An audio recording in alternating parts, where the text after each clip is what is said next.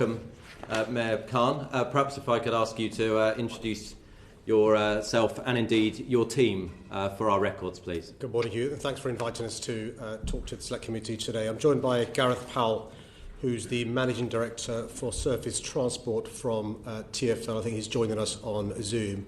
And he's with the Chief Financial Officer for TfL, Simon Kilonback. Well, welcome to you and also to your colleagues Gareth and Simon. We're grateful for you joining. We're aware that you're scrutinised by your own assembly, so it's good for us to talk about the wider issues that impact transport here in Parliament. Can I just open and start by asking about the terms of reference for the government-led financial review of Transport for London? Our understanding is that this review was required by government as part of the arrangement to give out 1.6 billion of funding support. And the review looks quite far-reaching in terms of reaching into TfL's current obligations and functions. It talks about looking at housing development pipeline, raising more fare and non-fare based revenue, workforce modernisation, driverless operations, which I'd imagine will go down not too well with the unions. Can I ask you just to comment on the review and what you've agreed to, and also who will be responsible for deciding whether those matters are implemented? Will it be you, or will it indeed be the Secretary of State for Transport? Thanks, Chair. I'll bring in shortly the CFO to give some more details, because he sits on the task force working with the government. So the review came about as some of the conditions attached to the 1.1 circa £1 billion grant with the ability to borrow £500 million. And the terms of reference are being agreed on now. And you've given a summary of some of the issues that are in the terms of reference. There is separately a task force which has number 10 officials, DfT officials, members of the Rail Delivery Group on there, which are working through issues going forward in relation to restrictions being eased and eventually will lead into the deal done with the government in advance of October the 17th. And so we're talking with the government. It's not an adversarial process. It's about working out what information the government and the Treasury in particular needs. The government's asked KPMG to do a piece of work to assist them, and we're working with KPMG. And at this stage, huge your permission, I'm bringing Simon to give you an example of the flavour of conversations, because I don't want to leave you with the impression it's fisticuffs. The conversations taking place between us, TfL, DfT, and the government. Simon.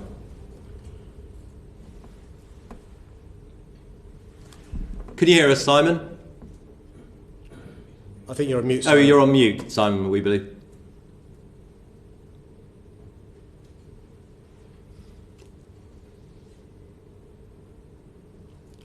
I assume this isn't a tactic for him to get his thoughts together. So perhaps we'll come back to you. Yeah, whilst he's doing that, so for example, KPMG already have started speaking to TfL officials, open book approach in relation to TfL. We're slightly different to other bodies that have got government assistance because we're quite transparent anyway. All our board meetings are public except for really sensitive commercial parts. Our committee meetings, whether it's a finance committee or programme and investment committee meeting, are public. And so the conditions the government's attached, some of them in relation to representative being present, aren't unusual when it comes to the government supporting businesses across the country. And so what this particular issue is how TfL can be on a sustainable footing going forward, bearing in mind for the foreseeable future, fares won't be at the levels they've been in the past. And Simon, who's been involved in the conversations, who I see is unmuted, can add some flesh to the bones of what I've said. Simon. Thank you, Mayor, and apologies, Chair. We were told that you would unmute us, so apologies for the misunderstanding there. So we have been working extraordinarily collaboratively with the Department for Transport and their advisors through the initial emergency funding package and in this next phase. And so, for example, the current working with KPMG and DfT is to take them through our periodic management accounts to show that each period we only need to draw down the amount of funding that we precisely need in order to balance our books and to keep a minimum amount of cash that we require in order to run the business efficiently. And so far, we've gone through the accounts for the second period, and the feedback is that they've been comprehensive, and DfT and KPMG have been satisfied with the information that we provided to them. We're now moving, that will continue in terms of the due diligence and assessment of our performance against our emergency budget and the funding through to the end of September. And we're now moving into the phase where we're seeking to explore KPMG's terms of reference around further efficiencies and other things that could be done. And one of the first things we're doing there is explaining to KPMG and the department what we've already done over the last 4 years in terms of our efficiency programme and what we had already planned to do as part of our 2019 business plan in terms of further efficiencies, which would equate to about 740 million over the next 5 years. And then finally, the third phase of the work with KPMG will start to look at structures and other things that would help provide a greater long-term certainty of funding beyond this emergency funding package through the next 5 years. But what we really need to go into thereafter is the discussion of how we set up successfully for a long-term funding structure that will enable us to start the next phase of our investment programme. Okay, thank you, Simon. I think what I wanted to ask you, Mayor Khan, is that according to this government document, the review will be led by the Department for Transport. It will report to the Secretary of State for Transport with oversight from the Prime Minister and the Chancellor. But the matters I just referenced are all devolved to you as the Mayor. So who will decide whether those matters get implemented? Will it be you, or will it be the government that seems to be leading this review and being the report back on the review? It will be the agreement reached with the government in advance of October the 17th. So for the reasons that Simon's alluded to in relation to the financial position caused by Covid, as part of the deal with the government going forward, they will say to us, I suspect, as they did for the deal that takes us from April the 1st to October the 17th, we're willing to give you operate grant of X pounds, we're willing to loan you Y pounds, in return for which we'd like you to do A, B and C. And so we think it'll be a conversation we have with the government going forward. The concern we have is in relation to, yes, we've made all these fantastic efficiency savings, reduced deficit, reduced year-on-year like-for-like operating costs, increased cash balances, invest in infrastructure, but for the foreseeable future, because the fares box will continue to not be what it was before the pandemic, there needs to be a sustainable funding model going forward. And so this will be the conversation we have with the government, and I suspect that will be a small end negotiation, which leads to how we go forward. And the government are similarly supporting transport authorities across the country, supporting bus operators across the country. We're hoping, just like those no real strings are attached to them, as long as they can be confident about value for money, money's not being wasted. Similarly, there won't be any strings, conditions attached to us. And did it feel a little humiliating to have the government decide to put itself into matters that have been devolved to you before it would give the bailout that you felt TfL needed? I think humiliation is the wrong word. I think it seemed to lack the devolution settlement that was reached in 1999 with the GLA Act. And going forward, TfL was set up 20 years ago. This year we celebrate 20 years, and we are the envy of the world. And if you look at TfL over the last 4 years in particular, we've managed to reduce our operating deficit from £1.5 billion when I first became mayor to £200 million before Covid began, a deficit reduction of 86%. For the first 16 years of TfL being created, operating costs were going up like for like. For the first time ever over the last 4 years, year on year, they've been going down. Our cash balances were £2.2 billion, an increase of 31% since I became mayor. So it's not a question of humiliation. It's a question of the government not fully appreciating, in my view, the devolved settlement reached with us in 1999. Now, I don't mind at all the government, and I think it's not unreasonable for the government to be reassured that the money isn't being wasted and that we need the money. But for the pandemic, which is a crisis, we're in a good place in relation to, within 2 years, for the first time in TfL's history, going into surplus. Never happened before. The issue is this, though, Chair. In 2015, a deal was reached between the then Mayor, Boris Johnson, then Chancellor, George Osborne, and the deal ostensibly was for TfL to lose its operating grant in 2010. It was about £3.3 billion, and to rely upon the percentage of business rates we get to keep a third of our business rates, so now it's £2 billion. So when it comes to the services we provide, about 80% are contingent upon the fares coming in. You compare Paris, it's about 37%, Madrid is 48%, New York is 38%, Singapore is 21%. So the idea of us being able to continue to provide a service when we are so reliant upon fares, when for the foreseeable future we aren't going to have 4 million people using the tube, 6 million people using buses, is not realistic. And that's why I think the government, in my view, failed to understand those are the reasons why we have some of the challenges that we have. And so I hope they'll respect the devolution settlement you referred to going forward, which is something really important. Okay, well, thank you. We'll explore the sort of funding settlement and arrangements as we go in. But before we do so, I wanted just to look at your decisions early on during the pandemic to reduce tube capacity. I'm going to ask my colleague Simon Jupp to lead us in this section. Simon. Good morning, Chair, and thank you, and good morning, Mr. Mayor, and your team. Now, in March, there were well-publicised reports. We saw pictures all over the news channels and in the papers of overcrowding on tube services. My own experience trying to get into central London just after the pandemic and the lockdown was put into place was that I waited an hour at a tube station for a tube that didn't arrive. Staff had no idea when the next tube was arriving. The signs were in disarray, staff were confused, and people were crowding on the platform. What's your response to the Secretary of State's criticism that TfL excessively reduced tube services at the start of the pandemic?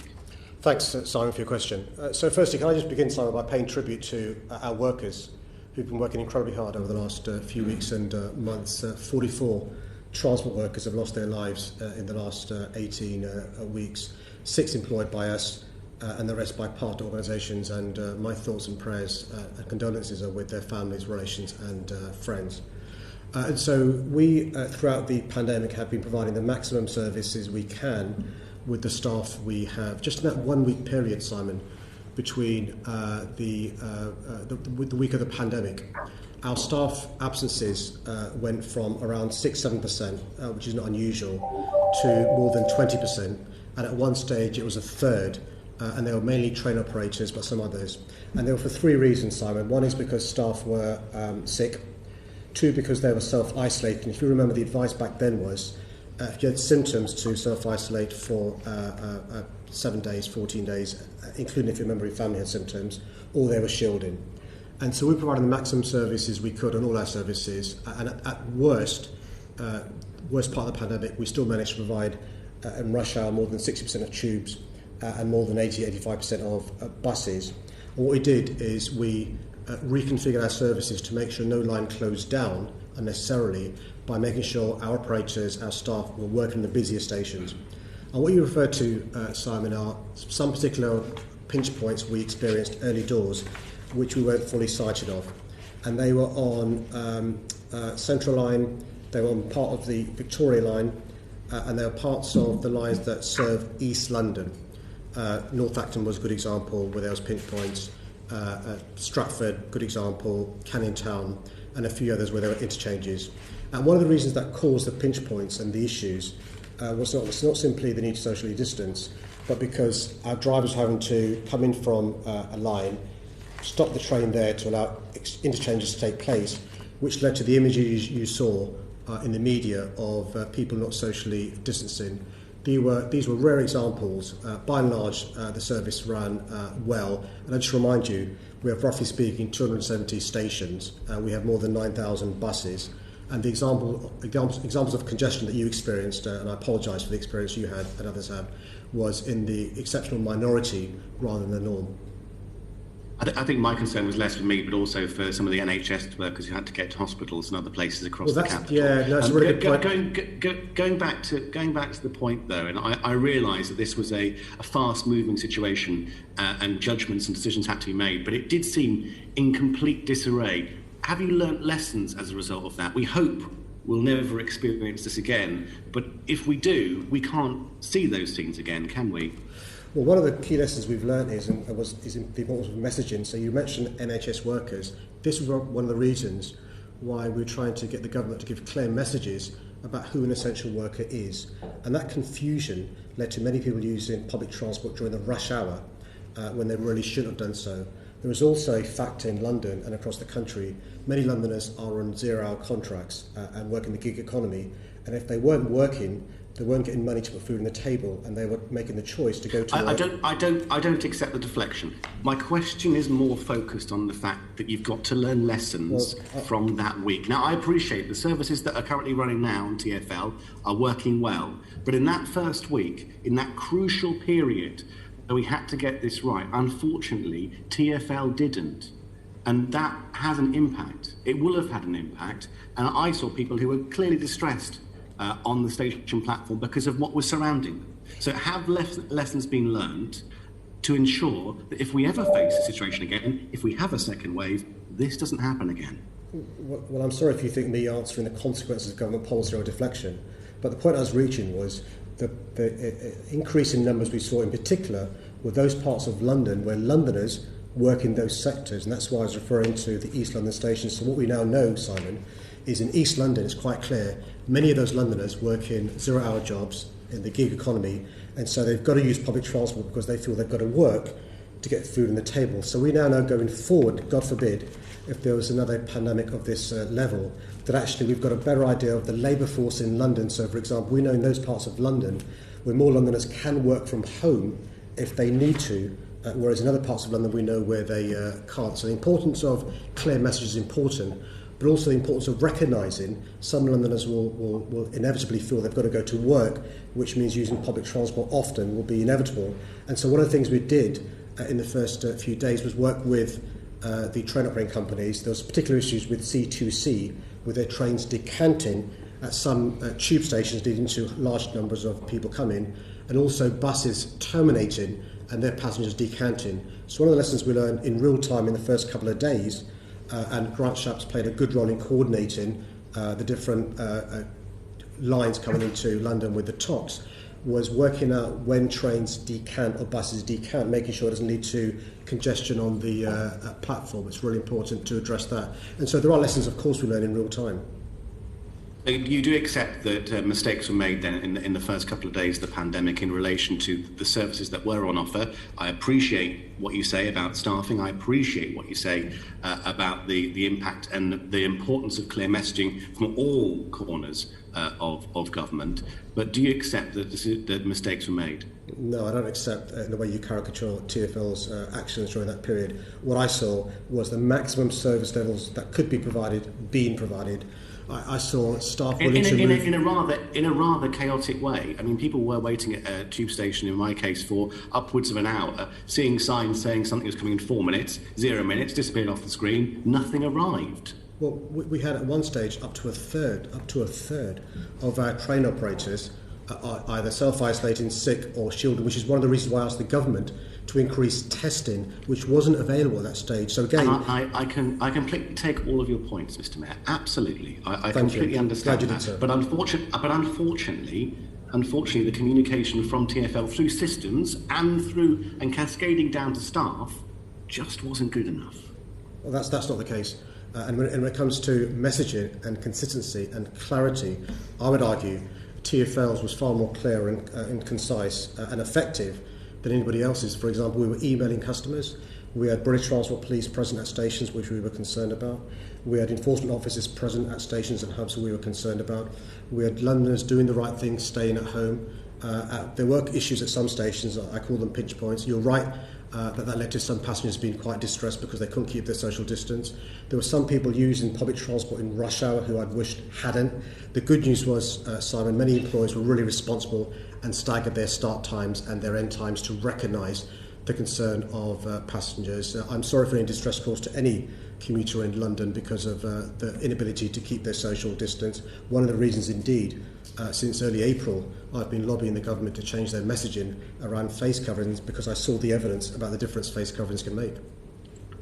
Thank you. Before I move on and pass back the chair, I just wanted to also just add my thanks to the current services and the staff working incredibly hard at the moment across TfL, because at the moment, and the services are exemplary. I know the cleaning structures and plans put in place are absolutely brilliant, having spoken to staff, also knowing people who work in TfL. And I think that the response now and the response the last couple of months after that week has been very good on behalf of staff and TfL. And with that, I pass back to the chair. Thank you, Simon. Thank you, Simon. We probably will touch back on a couple of isolated issues in terms of early days, but we talked at the very start about funding and government support, and I think it'd be right to allow members to drill further in on that aspect with you. So I'll ask Greg Smith to start us off. Thank you, Chairman. Good morning, Mr. Matt.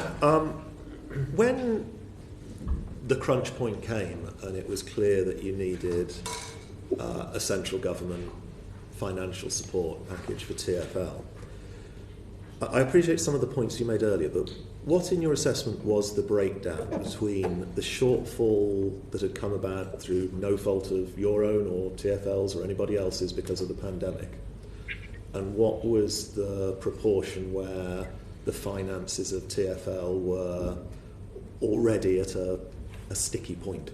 Thanks, Greg.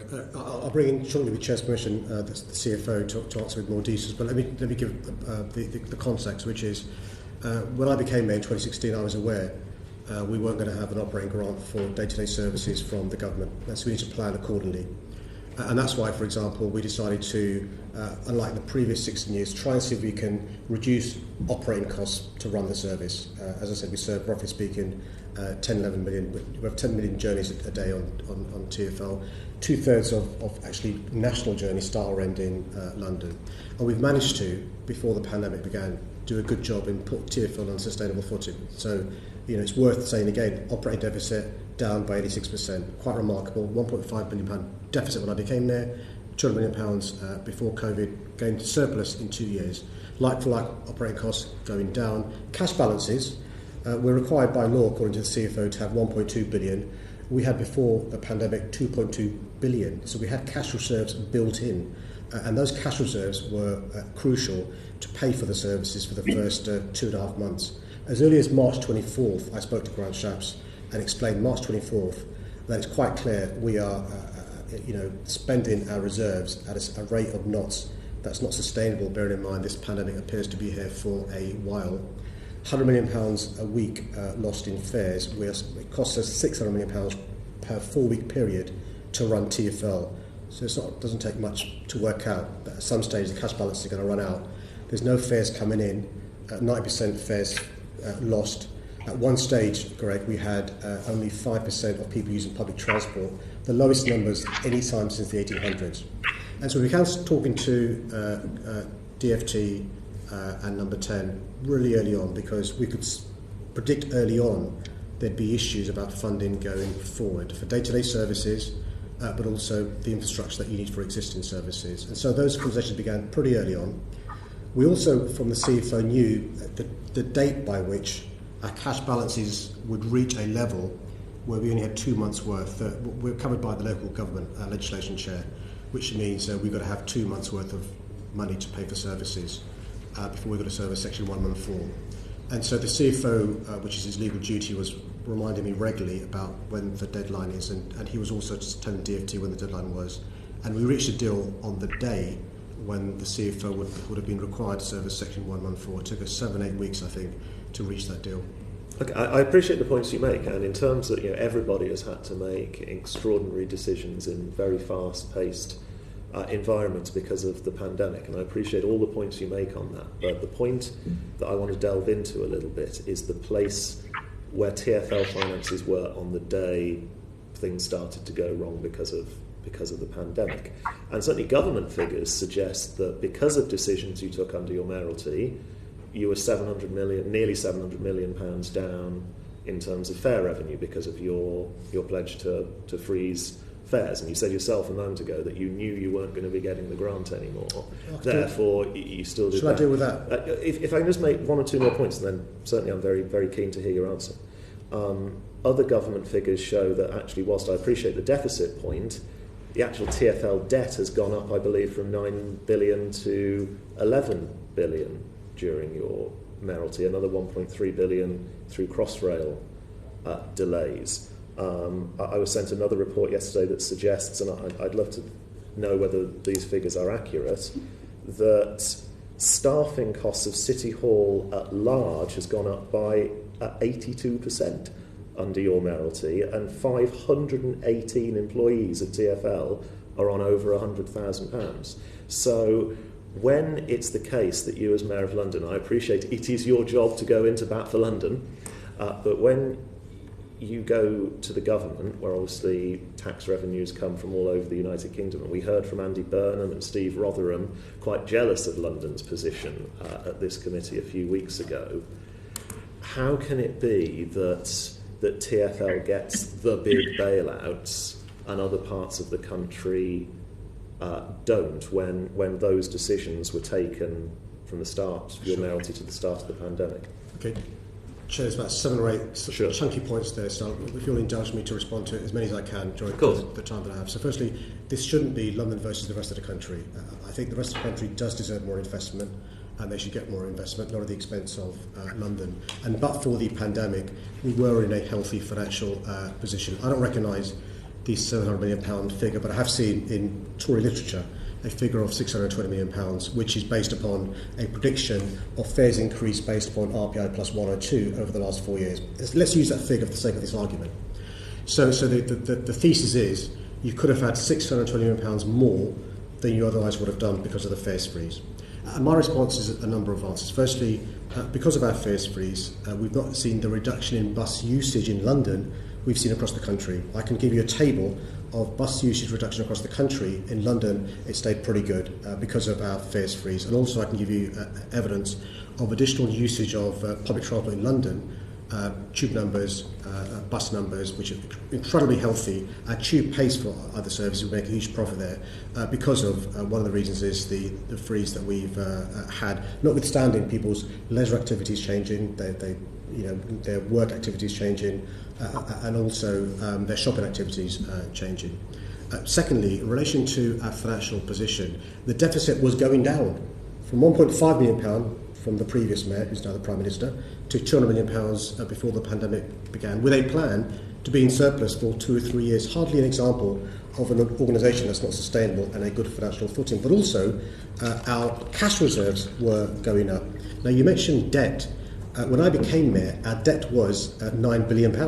By the way, £2 billion borrowed by Ken, £7 billion by the previous mayor, Boris Johnson. I borrowed £2 billion, which has helped pay for the 4 lines modernisation, the Circle Line, the District Line, the Metropolitan Line, and the Hamilton City Line. Really important to get more trains going through, better signalling, but also the train factory visited by the Prime Minister in Goole, which will build the new Piccadilly Line trains, are paid for by some of the debt that we've got. And you need to borrow to invest in the infrastructure in the absence of support from the government. And by the way, the Northern Line extension and also Crossrail, we London are paying for a national infrastructure. So Crossrail, I know this because I was the minister, took through the business rate supplement bill.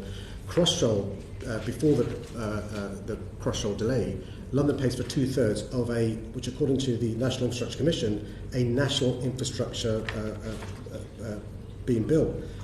Because of the delay with Crossrail, the joint sponsors, the DfT and TfL, have had to make sure we can pay for the delay. And in fact, the agreement with the government is that London pays principal for the additional delays. So the amount we're paying for a national infrastructure project rises from 2/3 higher because of the London pays principal. In relation to staff, since I've become mayor, we've reduced the numbers of non-permanent labour by more than 58%, reduced the number of full-time staff in TfL by 11%.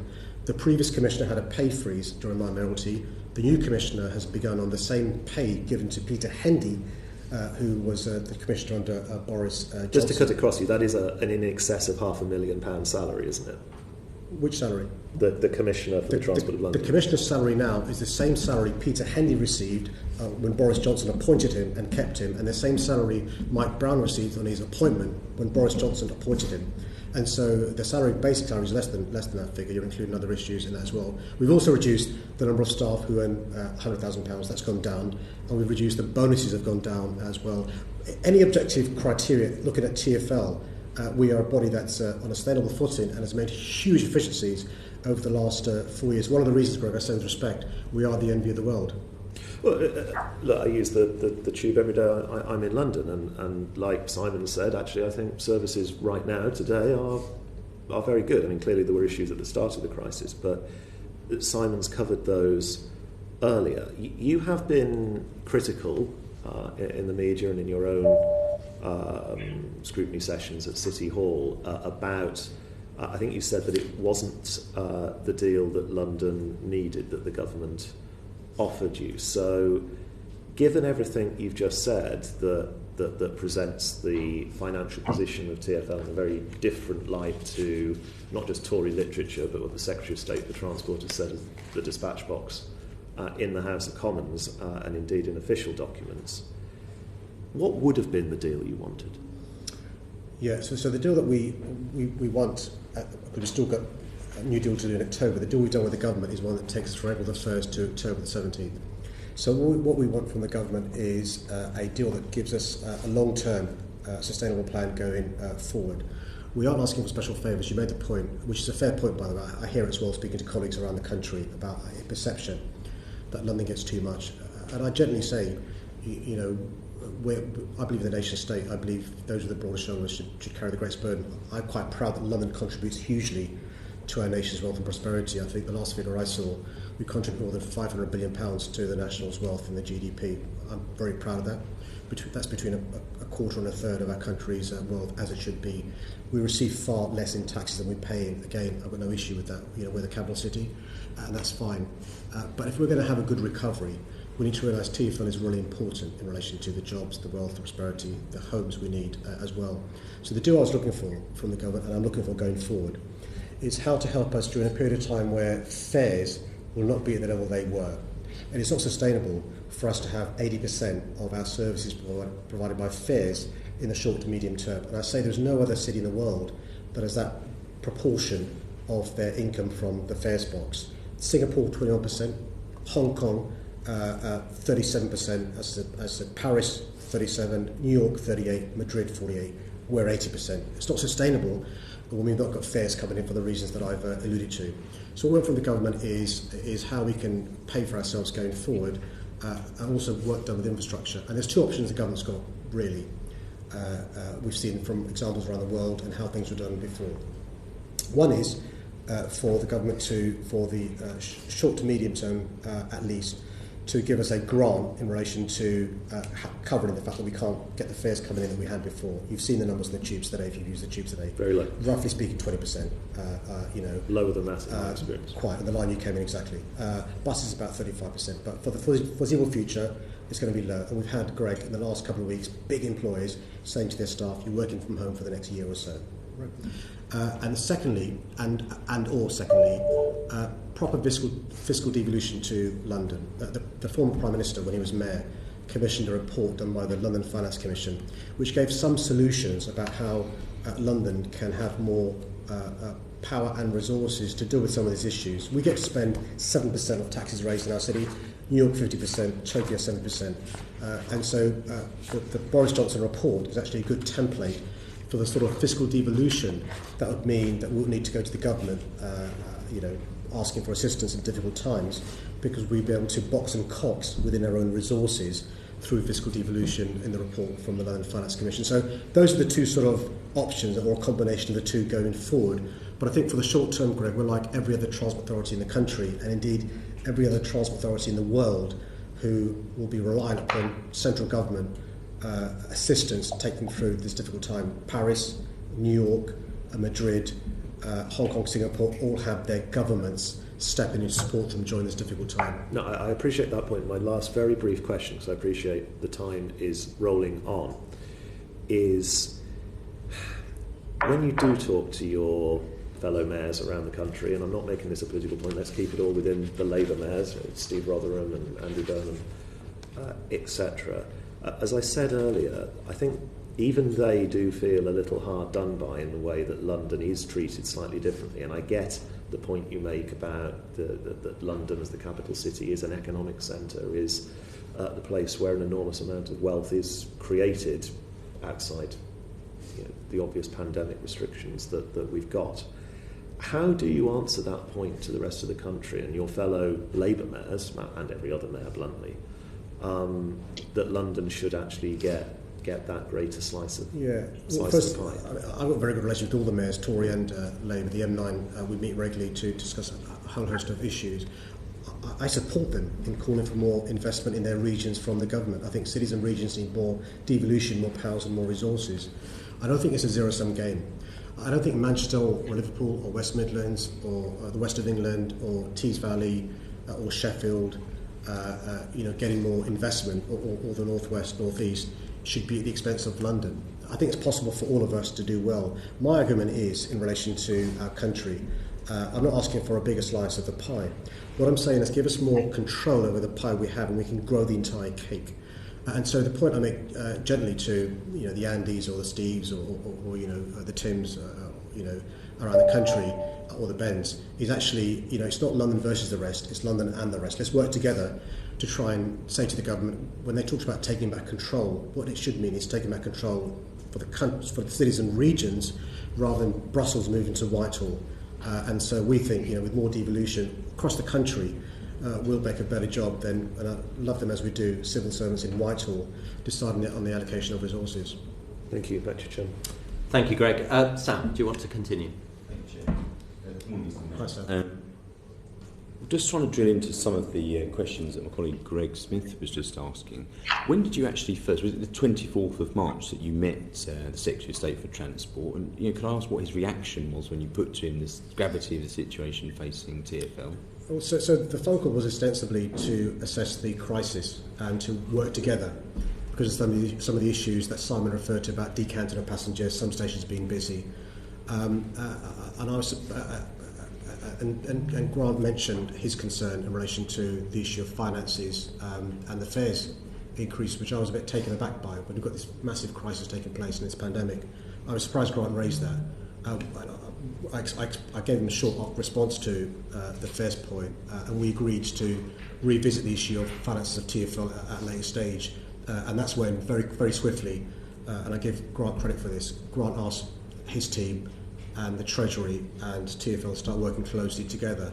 And so, everyone knew that actually we were, burning through the reserves at a really rapid rate, as indeed were transport authorities across the country, as indeed with other businesses. We were lucky, Sam, because we had built up cash balances of £2.2 billion. Not an example of an organisation that's not on a sure financial footing. Had we not had this increase during my mayoralty of 30-odd% cash reserves, we'd have had to serve the Section 114 far sooner than we feared we had to serve it in August. And do you think then, was the Secretary of State clear at that point that on the conditions that were going to be potentially applied, and would you say that they were similar to other transport authorities that have also had a package of support from the government? No, the reason why I'm so disappointed, and Greg referred to what I've been saying publicly and stuff, and I think my relations with the government, by and large, are good, and with individual ministers are really good. And my disappointment was, it was at the 11th hour some of these conditions were first talked about. So we were speaking to DfT and Treasury for weeks, from basically March 24th until August. 2 days before the deadline of the money running out, for the first time ever, it's mentioned that the government wants us to remove free travel for under 18-year-olds. 2 days before the deadline. Other conditions like suspending travel for over 60s at certain times of the day, mentioned for the first time late in the day. Other issues, I think I spoke to two members of Number 10 Downing Street and that week, and they mentioned the issue of fares in January, the increase that needs to happen in January. The congestion charge issue was mentioned earlier on, to be fair, but the condition came very, very late. The condition of immediately reinstating congestion charge, but also widening the level and scope. So these conditions were in a letter from Grant Shapps to me, and it's quite clear what they are. And the first time, at least 3 of the 4 were talked about from the government were that last few days before the deadline. Thank you. So, in terms of comparators with other cities, you mentioned earlier, obviously, the impact of the removal of the operating grant. Do you think it would be fair to say TfL would have been in a better position had London been funded in a similar way to other capitals across Europe dealing with the COVID crisis? And do you think that you touched on this earlier about the sort of fairness of this and whether or not the government are actually serious in following through on devolution as was the principle for setting up the GLA in the first place? Let me be frank. The chair asked a question. I think negotiations would be slightly easier if I wasn't standing for re-election next May. What concerns me is that the government may be in danger of really jeopardising the devolution settlement in the interests of party politics, and I would ask them not to.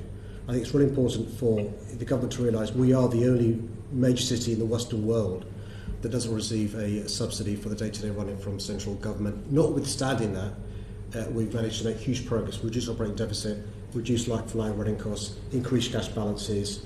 We're in a good state, because of the way we've run TfL for the last 4 years. But this pandemic has been catastrophic, not just because of the health consequences, but the economic consequences too. We've gone from 4 million passengers a day on the tube, 4 million journeys a day on the tube, 6 million journeys on buses, to a fraction of that. Greg referred to his experience today, less than 20% on the tube that Greg was on.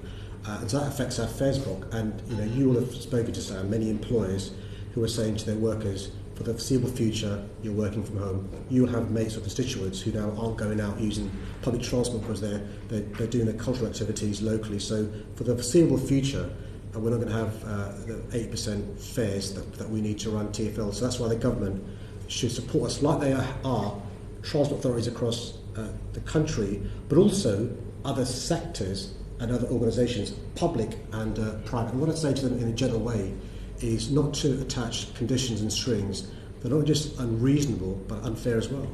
Okay, just touching quickly before I hand back to the chair on something that Greg raised around Crossrail. Could you make it clear for the committee what the governance arrangements for Crossrail are and who actually would have made any decisions around stopping that project given the impact it had financially? Yes, so DfT and TfL are the co-sponsors of Crossrail Limited. The remaining work required on Crossrail is in relation to some of the tunnelling, some of the lighting and stuff in the tunnelling. There's some construction work on the tunnelling. There is dynamic testing required. There'll need to be trial running. A lot of that work is in confined spaces, and so it's not possible to safely do that work, bearing in mind COVID-19. And so the TfL commissioner at the time asked construction to safely stop, because there's a big concern around, obviously, the spread of the virus. And I'd remind colleagues, because we're looking back now, months after the peak, we in London have lost more than 8,000 lives because of COVID-19, across the country more than 45,000. And so I support the decision to safely stop construction. This isn't like construction in the outdoors and stuff. It's really dangerous, not just the safety, for other reasons, but COVID-19. That's all resumed now, but quite clearly has a knock-on impact on the timeline for when Crossrail will be finished and the cost of Crossrail being completed. So separate from the deal that the chair referred to that we've got to do with the government about TfL, there's a separate conversation taking place between the DfT and TfL and I think Treasury about financing of Crossrail going forward. And as I said, the costs caused by the delay of the last 2 years are being borne on the London Pays principle. So Greg's concern about colleagues around the country feeling their pain, by the way, for a national infrastructure, is one that doesn't need to be concerned, because we are paying for this, but what we need to agree with the government is how we pay for what I suspect will be an additional cost caused by the additional delay. Okay, thank you very much. Thank you, Sam. Robert Largan. Thank you, Chair, and good morning, Mr. Mayor. Just to follow on for a question which Sam started with. When did you first know that TfL would have to increase fares? In the conversation I had with two representatives from number 10, I can give you the date. I can write to the date. We've got a timeline. I can give you the date if you want. I can provide the date, but it would have been towards the end of the deadline. So it would have been the fact that I'm speaking to number 10 means that there was an issue at blockage in relation to the deal. That's when I discovered that there was a condition, which was to that the fares increased in January. But I can provide the date, Chair. The rough ballpark when that was, though. In the week of the deadline, I suspect, that sort of time frame. Okay. If that's the case, why did it TfL state in their December of last year's business plan that they would have to raise fares? The business plans often are, business plans are forecast from TfL over the next 5 years, and there's a business plan going forward, and it's a mayoral decision on what the fares are. So the business plan when I became mayor had a fare projection of whatever it was, and then I made the decision that I did. And so the business plan set out, I think, RPI plus 1. I'd said before COVID, the COVID pandemic that I would freeze bus fares if I was re-elected.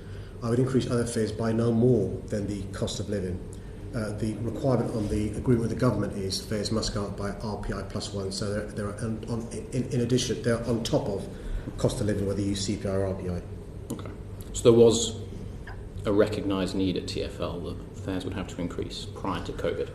No, it's not a need. So the business plan works out a forecast where they go forward. So the business case was RPI plus 1. I think in the previous few years there may have been business cases where the business case was different to the fares that I decided upon in relation to a mayoral decision I make each year. Interesting. And continuing on that theme and following up from a question from my colleague Greg, you said that you don't recognise the figure that fares freeze cost around 700 million. How much did it cost? It's difficult to work out for the reasons I've said, because we calculate that because of our fares freeze, more people are using public transport than they otherwise would. So these are fares we wouldn't otherwise receive.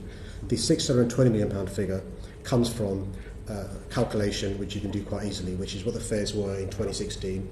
If you add RPI plus 1 over each year going forward, it comes to circa £620 million. Okay. And looking back now, do you think that the fares freeze was worth it? Absolutely, and it saved the average on the household £200 over the last 4 years. It's led to more people using, buses, tubes, trams, and the overground. With more than 4 million tube journeys a day before this pandemic, more than 6 million bus journeys. The hopper fare has been a game changer for those using buses, particularly in outer London. But actually, what we've done in addition to the fares freeze is make huge efficiency savings. I mentioned the deficit going down. I mentioned the cash balances going up, but also you'll be aware that during the pandemic, the worst part of it, we were losing £100 million in fares, and actually in the first 4 weeks of the pandemic, so from March the 20th until April the 20th, any savings we'd have accrued, according to the thesis that we'd have saved £600 million, would have been spent in the first 4 weeks anyway. Okay.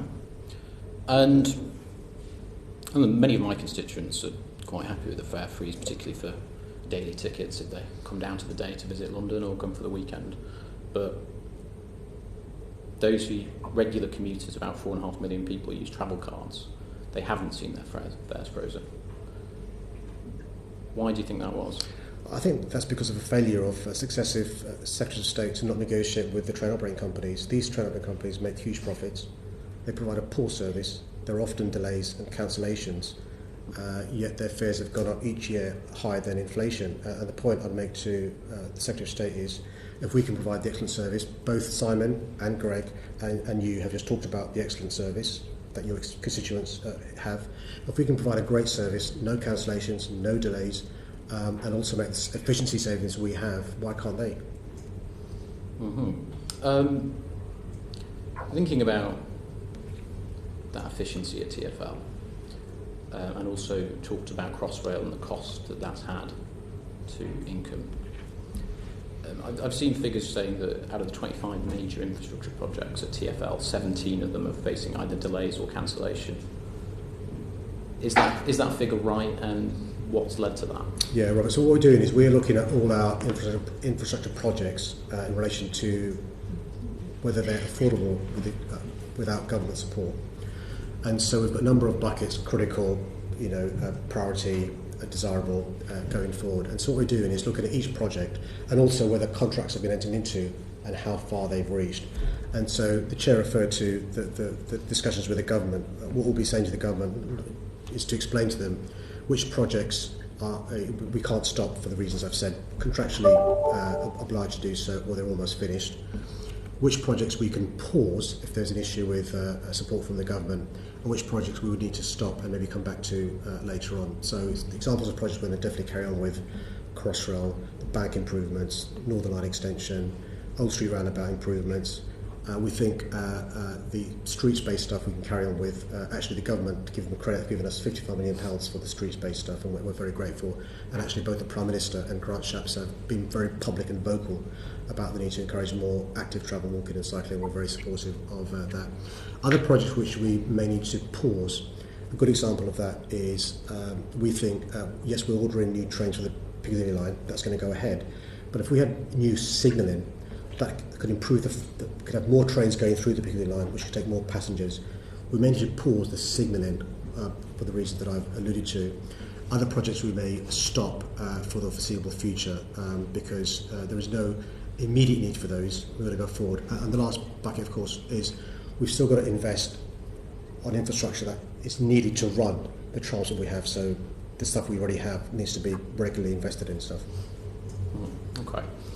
And there's a question that Greg asked. I'm not sure we got an answer because it was loaded in with quite a few other questions. This is about, I've got the figure of 557 TfL staff on over 100,000 a year. What's the reason and justification for that? I can do a note here about the exact numbers, but it's gone down hugely since I became mayor, and also the bonuses have gone down hugely since I became mayor. Some of those people are employed already by TfL, and as you know, you can't unilaterally change people's contracts. The new contract since I became mayor, every contract that's more than £100,000 has got to be signed off personally by me. Mm-hmm. So of those people, I suspect very few are joiners since 2016, and those that are for a good reason, because the skill set, the jobs market, or other reasons. And I'm really happy, Chair, if you want me to do you a note of the numbers you're talking about. But just to reassure the committee, unlike during the previous administration where the numbers were going up of those earning above £100,000, bonuses were going up. In the last 4 years, they've been going down. Okay. So the number of people earning over £100,000 has fallen? Yeah. Okay. As indeed as bonuses as well. Okay. And a final point, again, this is just about trying to make certain that TfL's managed as efficiently as possible. There's around £8.9 million spent on trade union facility time. What's your view of that figure? I think it's really important to follow the law, and the law is that you negotiate through the recognised trade unions when it comes to major changes. We've had, since I've become mayor, we've had to make a huge amount of savings. It's not possible to take money out of the public transport system without working with the trade unions. And actually, as a result of working with the trade unions, strikes since I became mayor have gone down by 73% since I became mayor.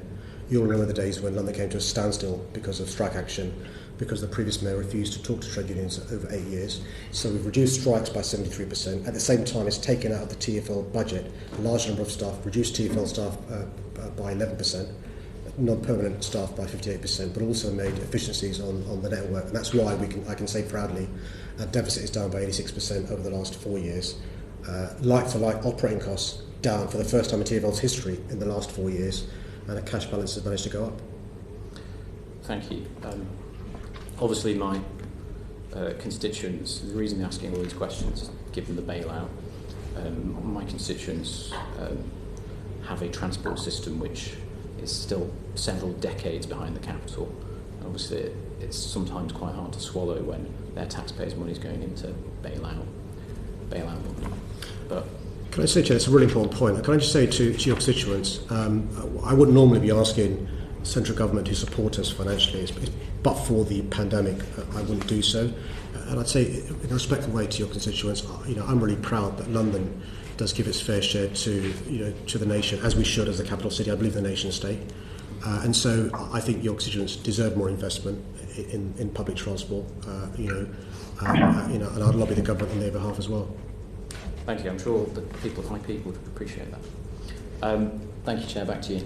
Robert, thank you. And staying on the same theme, Ruth Cadbury wanted to come in. Thank you, Chair. I've got a couple of questions about the conditions of the Kovid settlement. So the first one is, have the government told you, Mayor, or your team, that they support the increase in the scope and charge of the congestion charge? Hi, Ruth. Good morning. Yes, they have. Hi. So the letter from Grant Shapps was quite clear. We had to immediately reintroduce the congestion charge, and we had to urgently come forward with plans to widen the scope and level of the congestion charge. My Deputy Mayor Heidi Alexander spoke to representatives from Number 10, explained to them what the plans were in relation to the £15 and the 7 a.m. to 10 p.m, and they fully supported that widening of scope and the increase in the level of charges. And when exactly did the Secretary of State raise the issue of revenue collection as part of the Covid settlement? Well, as I said, in relation to under 18s and those over 60, very, very late in the day. I think it was 2 days before. I'm really happy, Chair, to do a timeline, if that helps. It was two days before was the first time it was raised. And in relation to the issue of fares, I mean, Grant Shapps raised it in conversation with me on 24th of March, but no condition RPI +1 until, again, very, very late, I think August-ish, and again, Chair, I can check the date exactly. In relation to the congestion... Sorry, Chair, on under 18s, what is the net revenue benefit of ending the free travel for under 18s? Because presumably with about a third of young people eligible for free travel anyway, and there'll have to be an administration created in order to assess who's eligible for free travel under a different set of regulations. You're absolutely right. It doesn't make any sense economically. Operationally, it's going to be a nightmare, but also the time taken to work out who's eligible under the law is going to be really, really time-consuming for councils, for TfL and for families as well. To give you an idea of the scale of the challenge, we think 60% of those affected are Black, Asian, minority ethnic. We think a large number of families who've already suffered hugely because of the COVID-19 pandemic in terms of bereavement, but also economically as well. A significant number are disabled people as well. But you will know, Ruth, as a London MP, in London, many children don't go to their nearest school. They often travel a long distance. But many of these children made the decision which school to go to or which further education college to go to with the expectation they would have free travel for the lifetime when they're going to that school. The goalposts have now moved. They're still going to those schools or that FE college, and they're now being told they've got to pay to use public transport. Thank you. Okay. Thank you, Chair. We've taken a lot of evidence on the funding side, so I hope you don't mind if I just sort of try and summarise some with you, just to see if we've got this correct. I mean, before I do so, just looking at the public spending per person per year figures, London is £10,425 per person per year. If I just take the east of England, it's 8,736, and the south east 8,601. And I use those because those commuters will actually be coming in from those parts to power London and actually help them sort of put London's subsidy in.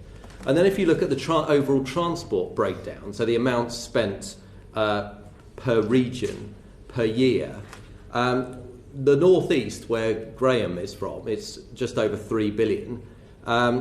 We were talking about the northwest just now, that's 11 billion. Where Greg and I are from in the southeast, it's just under 13 billion. London, 33 billion. So the reason I give these figures is because when you make the point that the government required you to make certain fare increases, end concessionary fares, put fares up by inflation, that's what everybody else in the country has to deal with on a yearly basis. So I just put that as a starting point, that surely it's fair, if we're levelling up, that Londoners do the same thing as every other person around the country. Sure. Look, Chair, I don't want to get into an adversarial situation, London versus the rest. So I'm not going to talk about how much we subsidise your constituents, because I think that's not the way a nation-state operates. The way a nation-state operates is we recognise there's a ebb and flow. So I'm really proud, actually, that we contribute far in excess of our population to the country's wealth. Our population is about 9 million. with your constituents and others coming into work in our city, plus tourists, it goes above 10.5 million. We are more reliant on public transport than other parts of the country. That leads us to many of our assets to be national infrastructure. So Crossrail is a national infrastructure project. Some of our public transport is a national infrastructure project. As I said, 2/3 of rail journeys in the country start or end in London. And so what I say respectfully to your constituents through you is, normally we wouldn't ask for the government to give us this grant and access to a loan. But because of the pandemic, we're asking to do so, just like other transport authorities around the country are asking to do so. In relation to concessions and subsidies, the under-18s free travel that Ruth Cadbury referred to began in 2005 and was kept throughout the 8 years of Boris Johnson being mayor. He never sought to remove the under-18 subsidy. The free travel for over 60s continued throughout Boris Johnson's 8 years. So at no stage during that time was there a conversation about subsidy because we weren't asking for assistance. The reason we are is because of this pandemic, Chair. We're losing 90% of our fares. So I appreciate this pandemic changes everything, but it's that saying, fixing the roof while the sun's shining. Well, that's not fair, though, is it, Chair? But if I can just continue. You conceded that you knew when you stood as mayor that this grant would be ended. I've given you these figures that suggest it should indeed end when you look at what the rest of the country gets. But you made the decision, and it would have been a political decision, and no doubt a popular decision, that you weren't going to increase fares. And you talked about train operators not doing the right thing around the rest of the country. 1/3 of train operators' funds are taken by pay. And obviously pay has to rise for those that work on the railway. So it's inconceivable that you can just freeze fares and expect there not to be a hit financially at the end. Well, firstly, the sun wasn't shining, but we fixed the roof. Evidence, when I became mayor, our deficit was £1.5 billion. If your thesis is right, our deficit should have either stayed the same or increased. I managed to reduce our deficit from £1.5 billion to £200 million with a plan to be in surplus in 2 years' time. If that's not fixing the roof, I'm not sure what is. Our operating costs, in the 16 years before I became mayor, 8 years of Ken Livingstone, 8 years of Boris Johnson, operating costs go up year on year on year.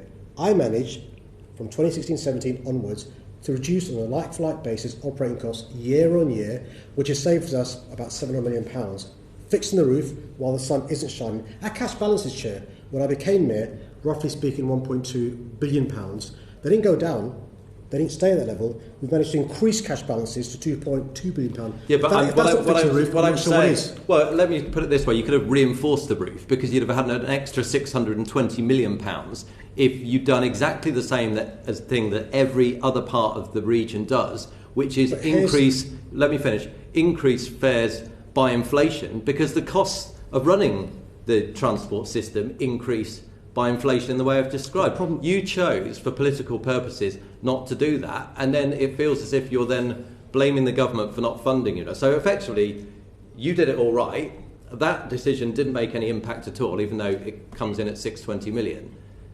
Surely there has to be a bit of culpability on your part for not collecting those fares. The problem with your argument, both economically but also based on the evidence, is if you're right, what I'd expect to see in the parts of the country where you say the TOCs provide a great service and an increased fares. I'm not saying they provide a great service at all. I'm saying that they have to increase by inflation. Well, they're being rewarded for a bad service, clearly.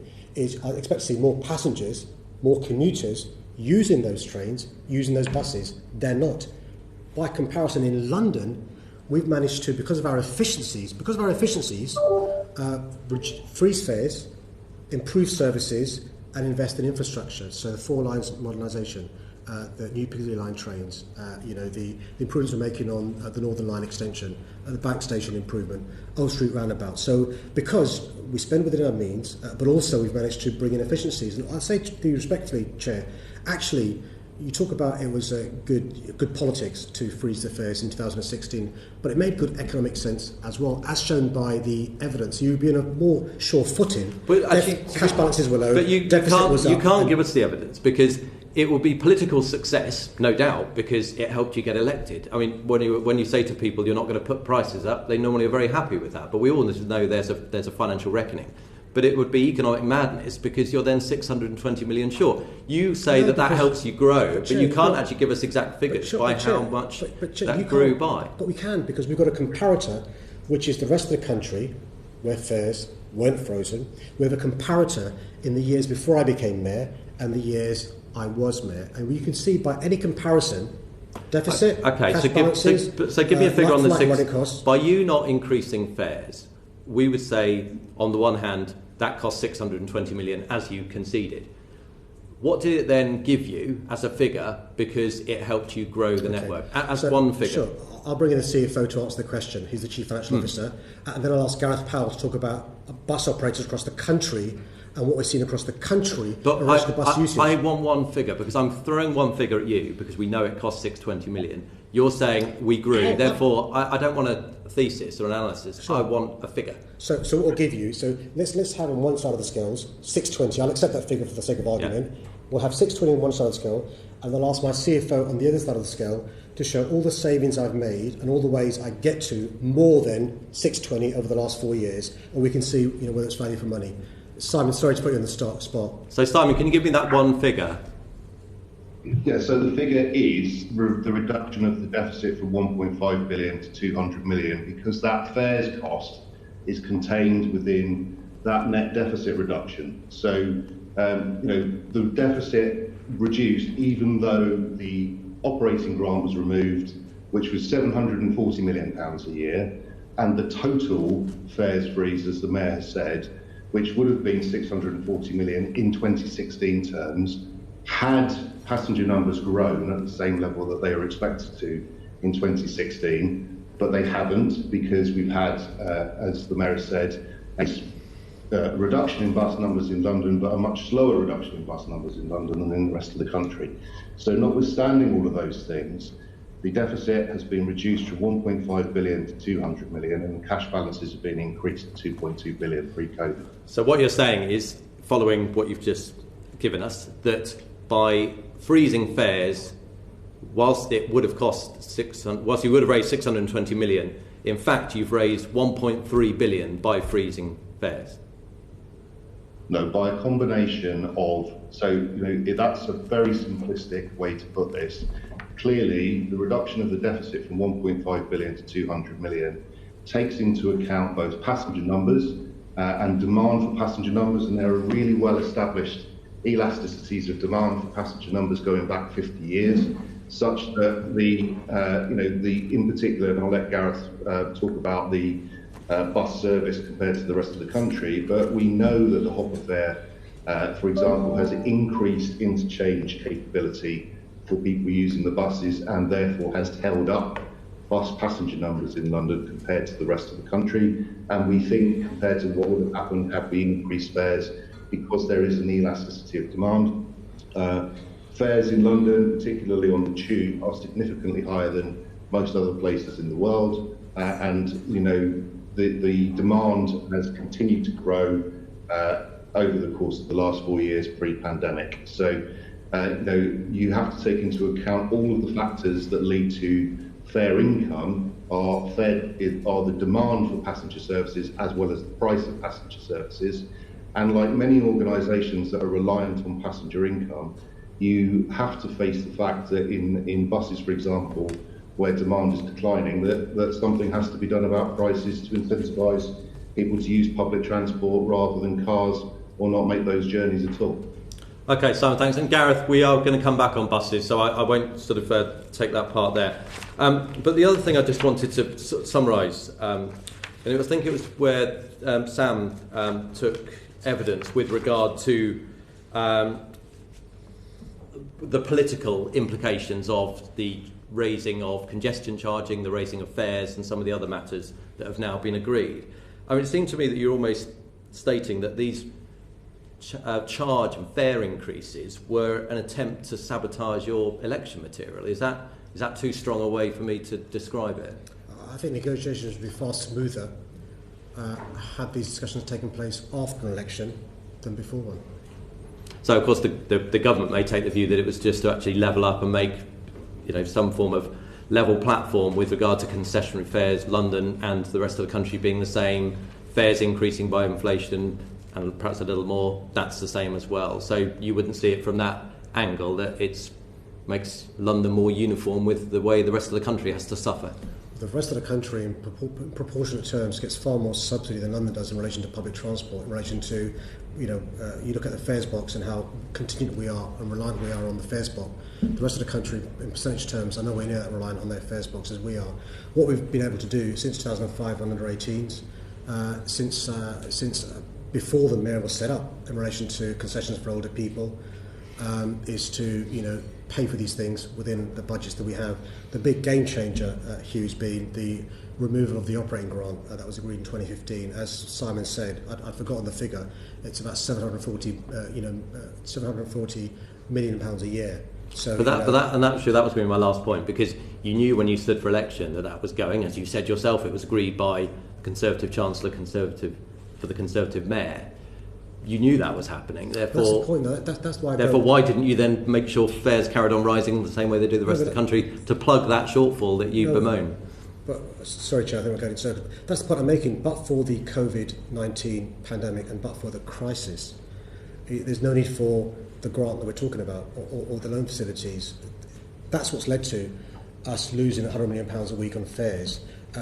Yes, I've got a criticism about the 2015 deal, about the fact that no other city in the world has this removal of subsidy, and I suspect during the spending review we'd have been speaking to the Treasury and the DFT in the absence of COVID-19 about a long-term sustainable funding for TfL going forward. Okay, well, I think I've sort of tried to eke that out, and I'm grateful for the evidence you've given to us. We're going to talk about the actual review of TfL's finances and structure. So I think I'm going to ask Simon Jupp to lead off, and then Sam. Thank you, Chair. So, as is well publicised, TfL's received over £1 billion as a support package. Now, this, of course, comes with the review into TfL's future funding. This is an incredible sum of money, as I'm sure you'd agree. Do you accept and welcome the review as much? Yeah, I think it's no bad thing, Simon. I've tried since I became mayor to be as transparent as possible, and also, let's be frank, none of us is the oracle of all wisdom. And if the review comes up with ideas, or the government does, I'm more than happy to listen. Okay, what do you personally, as the mayor, want to see as a result of this review? What would be the outcomes that you would like to see? I hope the review is linked with the spending review in relation to more fiscal devolution for London. So what I'm hoping happens is not just thinking about transport, but think about wider investment in London. I think we're going to be crucial, and we should be crucial, in relation to recovery post-Covid. And so what I'm hoping the review leads to is a recognition that it's not realistic in the short, medium or long term for fares to be so important to the run of TfL. By the way, there's three other things I should say, Simon. Fares, congestion charge revenue, ULEZ revenue, advertising and property. Think of it as one basket. I think it's unrealistic, and that basket is about 86% of our income coming in. I think it's unrealistic for that to be for such a big proportion of our income to be in that basket. And so, for the reasons that our MPs from outside London have said, their constituents feel unhappy about, inverted commas, subsidy. And that's why I think what the discussion should lead towards is how we can have more fiscal devolution, and so there isn't this feeling of unfairness from colleagues around the country and their constituents because they feel we're getting too much grant from central government. The way to avoid that is to have more fiscal devolution, and there's a template from Boris Johnson's London Finance Commission around more devolution around ostensibly property taxes, stamp duty, council tax, a few other things. I'm doing a disservice to the LFC report, but again, I'm sure I can distribute the report if need be and stuff. But that's the sort of direction of travel that I'm talking about.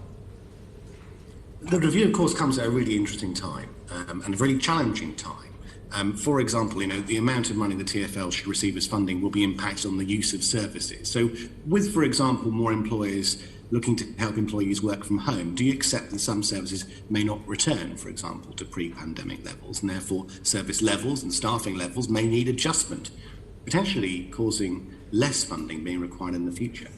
So on the tubes, trams and overground, no. On the buses, one of the things Gareth's looking into is increasing frequency in those parts of London where there is an increased need, and that may lead to fewer buses in some parts of London, Simon, and so we're doing some work already, but this will be accelerated for the reasons you've alluded to. One of the reasons we're keen to encourage active travel is to help fill some of this hole. Before the pandemic, roughly speaking, 64% of journeys in London were made by walking, cycling or public transport. The aim was to increase that to 80% by 2041. I'm hoping that will be accelerated before 2041. And if Simon wants examples of the reconfiguration, I'm sure Gareth can come in to explain some of that in relation to buses in particular. That will cause some significant job losses in the future. If you want to move people towards active travel, something that I think that my waistline would welcome, I believe that this will actually cause some significant problems for staffing and unions that you work so closely with. So yes and no. So already, so TfL over the last 4 years has been working really closely with City Hall and my Deputy Mayor for Environment around the issue of air quality. So it's arguable that if your core business is getting passengers using public transport, you don't want them walking and cycling. There's an economic argument because obviously you want them using public transport and or driving to central London because they'll pay the congestion charge, right? And you arguably want them to use polluting vehicles because they'll pay the ultra emission zone. What we've done in TfL is try and be joined up and actually say air quality is an issue for all of us. And so actually, even though it may not make economic sense on one hand to encourage people to walk and cycle, it makes huge sense to our city in terms of the cost of the NHS, in terms of the cost to businesses with time off for dementia, heart disease, cancer, asthma and other issues. And so it's that joined up thinking we've had across TfL on active travel. And so in the short term, yeah, sure, if everyone has a compliant vehicle and they want to use their vehicle to come into central London, very little money coming in from ULEZ. No problem with that at all. If fewer people drive to central London because they're walking and cycling or using public transport and there's less congestion charge income, that's fine for us. We can flex, Simon, the TfL staff based upon what the needs of public transport in London are. So, for example, I've reduced TfL's office space in London because I recognise some of the workspace we had in previous years we don't need. It's a huge saving to TfL and the taxpayer, but we don't need it. And actually, one of the reasons why it's so important to talk to trade unions is to work with them to make these savings. And that's why I'm really proud. We've made massive savings, big change, and we've had 73% fewer strikes.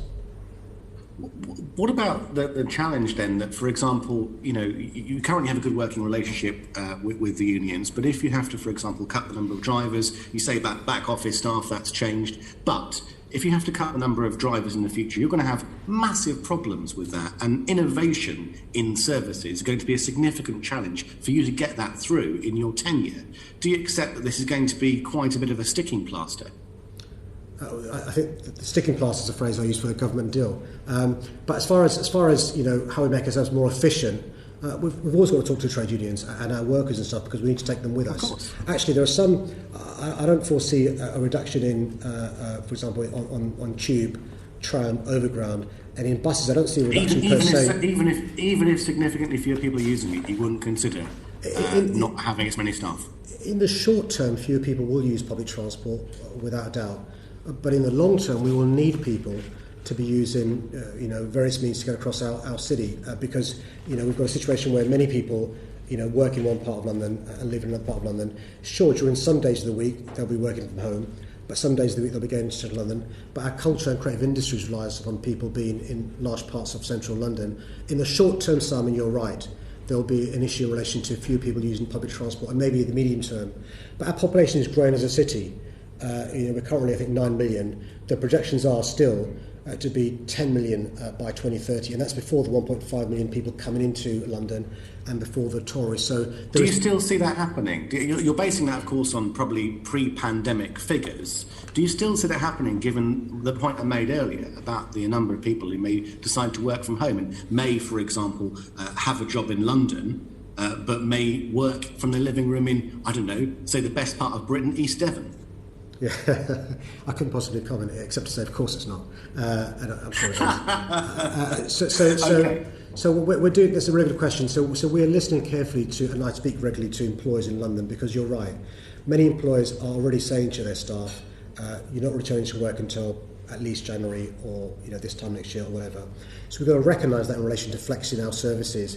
But don't forget, for the foreseeable future, we need to socially distance, which means we've got to provide maximum services to allow us to socially distance, because I think you were critical of me just an hour or so ago about the difficulties caused by not socially distancing. So to give you an idea of the challenge, even with 1 metre plus, so with 2 metres, we can take, roughly speaking, on the tubes between 13 and 15%.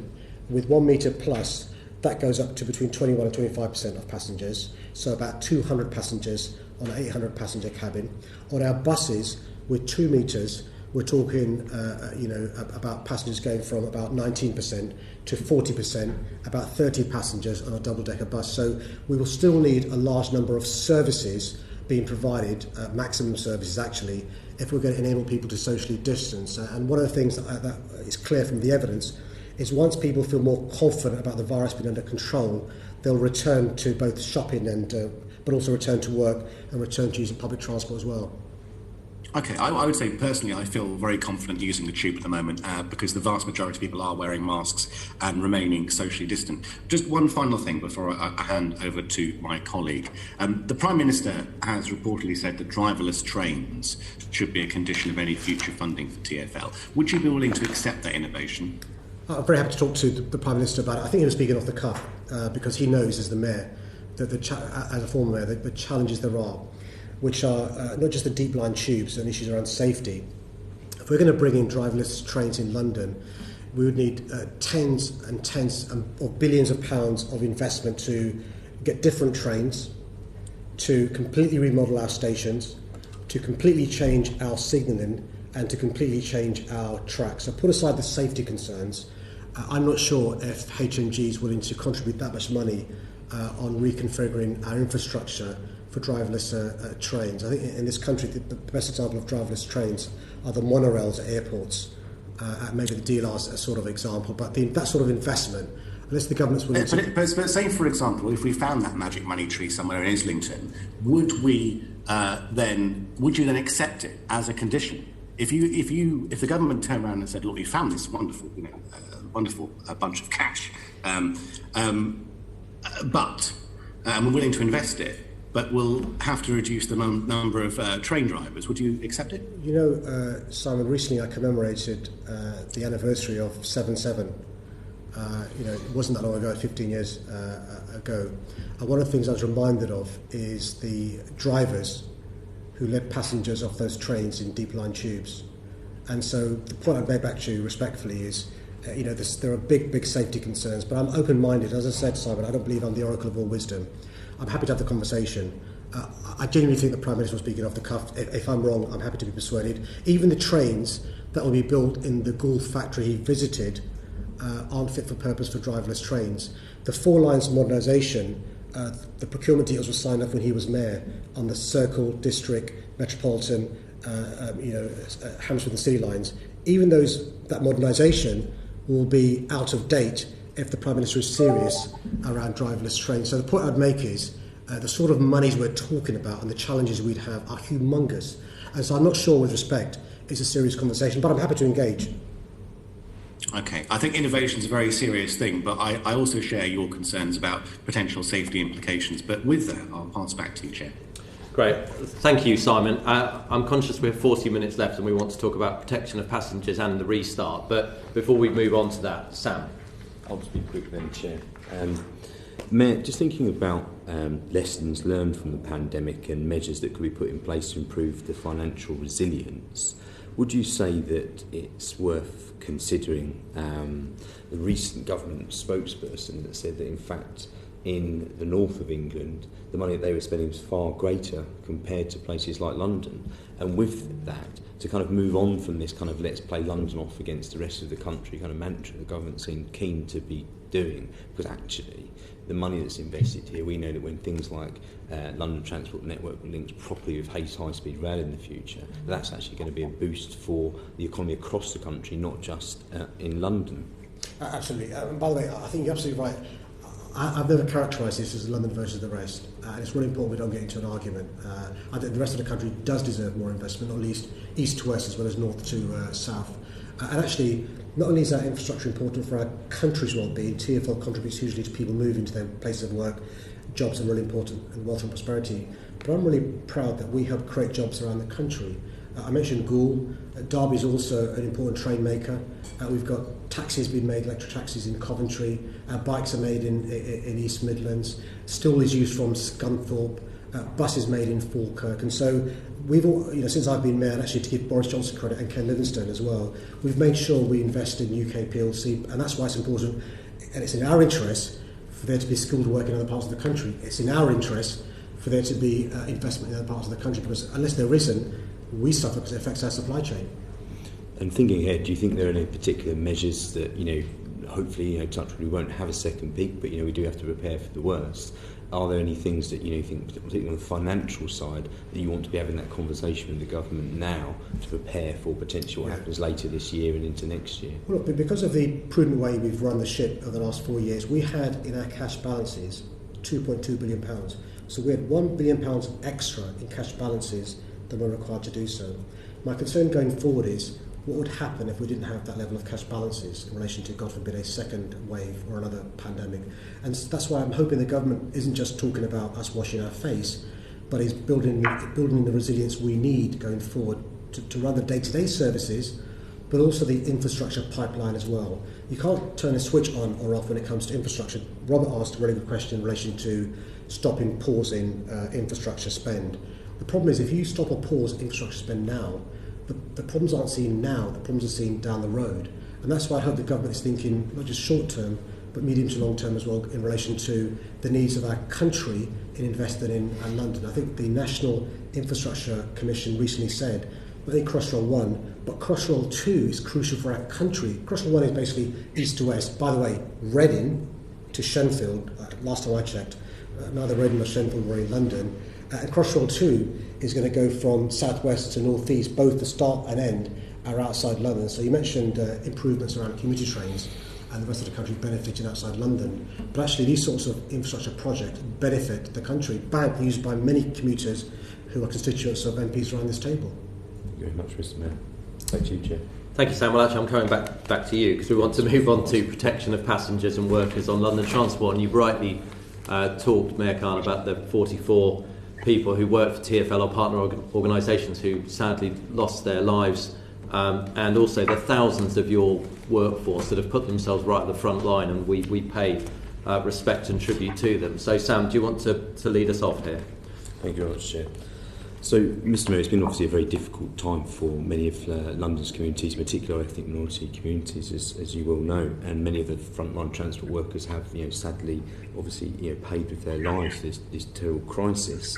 So, I just wondered if there are particular recommendations that you think could be implemented that would actually really improve the safety of passengers and workers going forwards. Well, firstly, Chair, can I thank you for your kind words about our staff. They really are heroes, and it really does mean a lot when the Chair of the Select Committee says what you've said, and parliamentarians from other parts of the country. I'm really grateful. We've learned a lot during this pandemic in real time, Sam, and so it is heartbreaking that 44 workers, 29 bus drivers have lost their lives. And you will know from the science, I'm not a virologist or epidemiologist, we know from the science that there are key factors that impact how COVID-19 reacts: age, gender, ethnicity. And we've profiled our bus drivers who are on the front line. Average bus driver's age is 47. 90% of our bus drivers are male, and 47% are black, Asian, minority, ethnic. So actually, they're the cohort of people most susceptible to an infection leading to death. So we've done a huge number of things in advance of the lockdown from the government, during and still, to make sure public transport is as safe as it can be for commuters, passengers, but also our staff. And I'm happy to talk through some of the things we've done. But just to reassure you on a couple of things we're doing in real time, we were asked UCL to do some work in relation to two things. One is the ventilation inside buses to make sure drivers are as safe as they can be. And you'll have seen now the changes we've made in relation to perspex screens, and that's made a big difference, and UCL are satisfied. Separately, we asked the Institute of Health Equity at UCL to do some work about just marking our homework. How we've done everything we possibly could do to keep passengers and transport safe in real time. They'll be reported this month. Secondly, what long-term lessons can we learn in relation to non-occupational hazards based upon where people live, age, ethnicity, and all the rest of it. That'll be reported in October. And thirdly, Imperial have done some work, seen if there is coronavirus on the public transport network, and I think colleagues of yours, Chair, made the point how safe they feel. To reassure you, Imperial did some work testing for coronavirus at touch points and also in the air at a number of points, and they found no coronavirus. And that's because of the brilliant work done by our staff. You mentioned our staff. The cleaners have been amazing. Enhanced cleaner regime, antiviral stuff, touch points regularly done. The trade unions inspect to make sure it's clean and happy. And so we've made huge progress, but we learn all the time. Thank you, Mr. Mayor. Just thinking about the particularly tragic case of Betty Machinga, a petition of people across the country, over 2.5 million, I believe, now. One of the things that kind of came out of that particularly difficult incident, I mean, I wrote to GTR directly and they've heard absolutely zero back from them about some of the problems with their setup in terms of health and safety. Now, I accept that that's not obviously a TfL-run service, but would you support some of the calls that have been made for ensuring that frontline transport workers actually get some of the same provisions in terms of government support and support if for death in service that perhaps NHS workers will also get? I think it's crucial. I've checked with the private bus operators who are the employers of those who lost their lives in TfL to make sure they're looked after, their families looked after. No amount of money can bring that person back, but families do need support. And so to reassure you about the private companies that we work with, they're looking after the families. But I think you're absolutely right. And the chair referred to the heroism of our frontline workers, including cleaners, by the way, cleaners, bus drivers, depot inspectors, those in the stations you mentioned who did an amazing job ensuring that key workers get to work, particularly during the rush hour, and their families should be looked after if they lose their lives. And similarly, the staff should be given the proper protective equipment based upon the evidence to make sure they're safe as well. So just thinking about protective equipment and potential other measures, the World Health Organization warned that temperature testing might have a limited benefit because many people with coronavirus are actually asymptomatic. Are there any details when that might be trialled or whether it will be trialled with bus drivers? Yeah, I think one of your colleagues, Sam, referred to the importance of innovation, which I agree with completely. I think it was Simon. And so one of the things we're trialling is at a number of our bus stations checking the temperatures of staff. Now, I appreciate if you're pre-symptomatic or asymptomatic, you may not show a temperature, but it's part of the learning process we're doing to see if there are things we can learn from temperature. If you sometimes go into a shop or a restaurant, they're checking temperatures, and in fact, some mosques and places of worship are checking temperatures as well.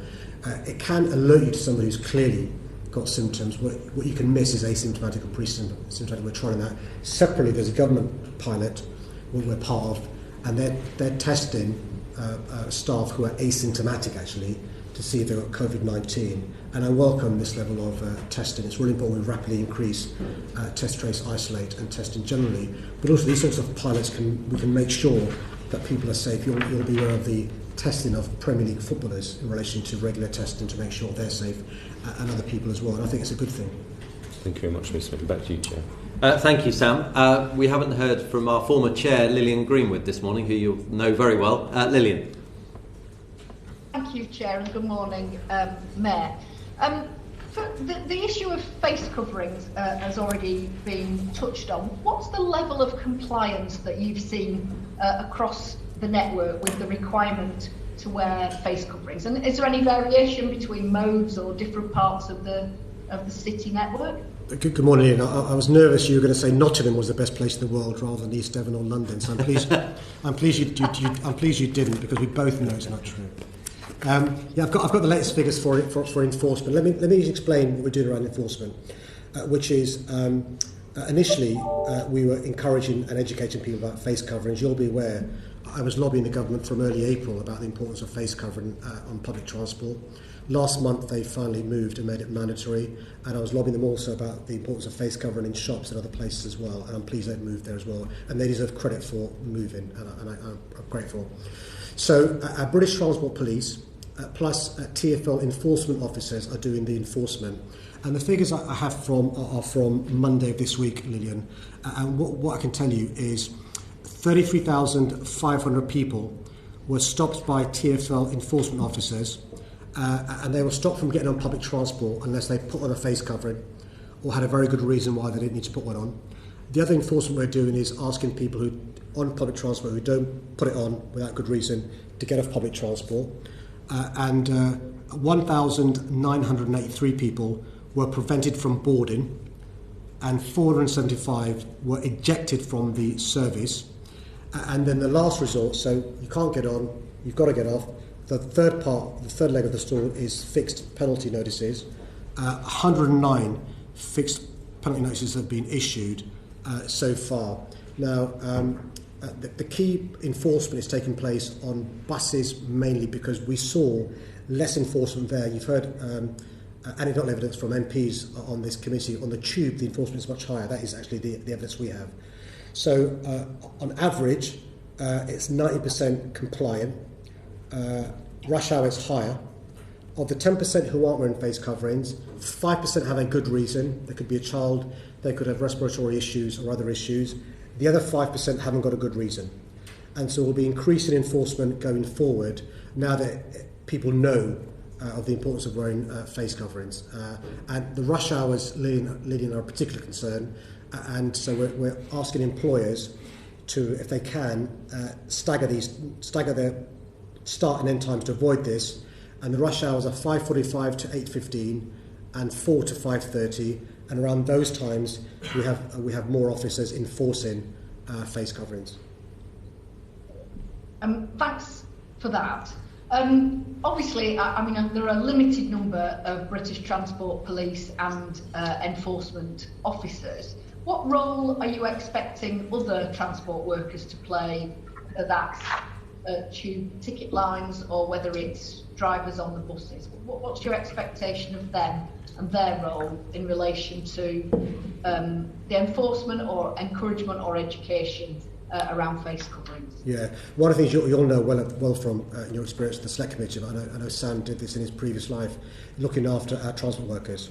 So one of the things we're keen to do is to protect our transport workers from inadvertently being the victims of assault or abuse because they're seen as enforcement officers. So bus drivers and other frontline staff, unless you're an enforcement officer or British Transport Police, aren't enforcing in relation to fixed penalty notices, details being taken.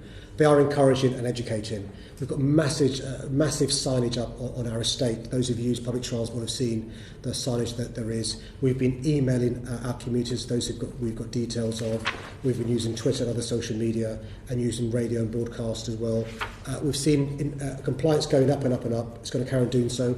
What bus drivers do, Lillian, if they have a passenger coming on board who they're concerned about, who's not wearing a face covering, they alert using a device inside their cabin, HQ if you like, and then if it's appropriate and it's possible, an enforcement officer may get on the bus later on the route, or if there's a BTP officer around, they may get on as well. What we do not want to do, Lillian, is to expect any of our staff to put themselves in harm's way to be a police officer or an enforcement officer.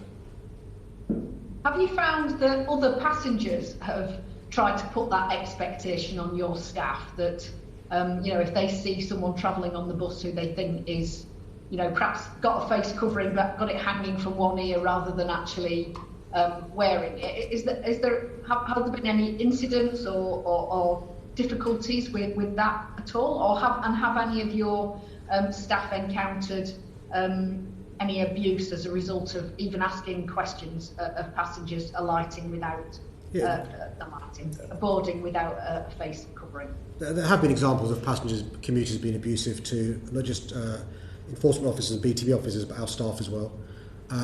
One of the things we're asking passengers to do is not to take the law into their own hands in relation to passengers, putting pressure on other passengers. Yes, polite, courteously reminding people it's really important. By the way, shouldn't be wearing a face covering.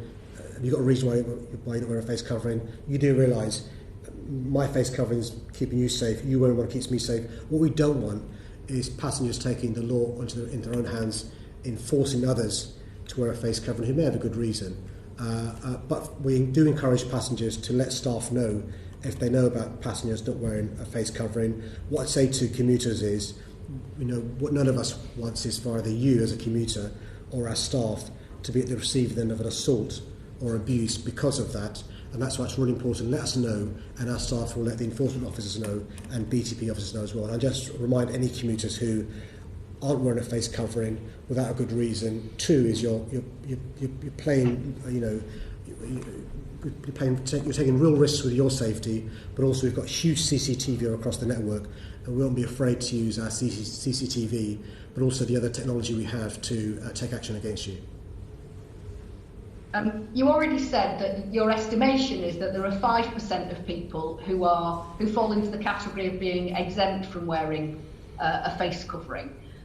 You'll know that disabled people, one of the things that puts them off using our public transport system is negative attitudes potentially from other passengers or from staff, and that maybe ranges from dirty looks to actual comments or abuse. Have you done anything to try to protect those people who are disabled and exempt from wearing a mask from perhaps some of those negative attitudes that they could encounter?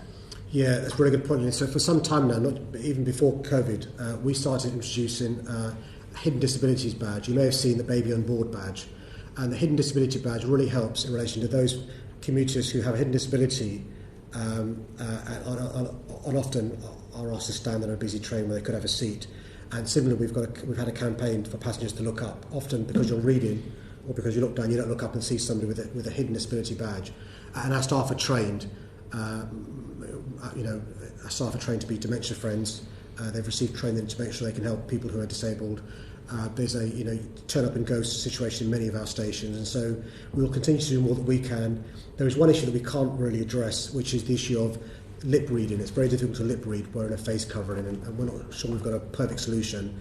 There are some transparent face coverings you can get. I think realistically in the short term we're not going to be able to address that particular disability, but we are making sure, part of the innovation example that Simon referred to, we're doing what we can to address some of the concerns raised to us by disabled commuters. And the other point I'd make is we've got very good contacts with disability groups who we're speaking to all the time, not just in relation to this, but I was quite concerned to ensure Streetscape, the new cycling and the new walking, doesn't inadvertently cause more problems for those who are disabled.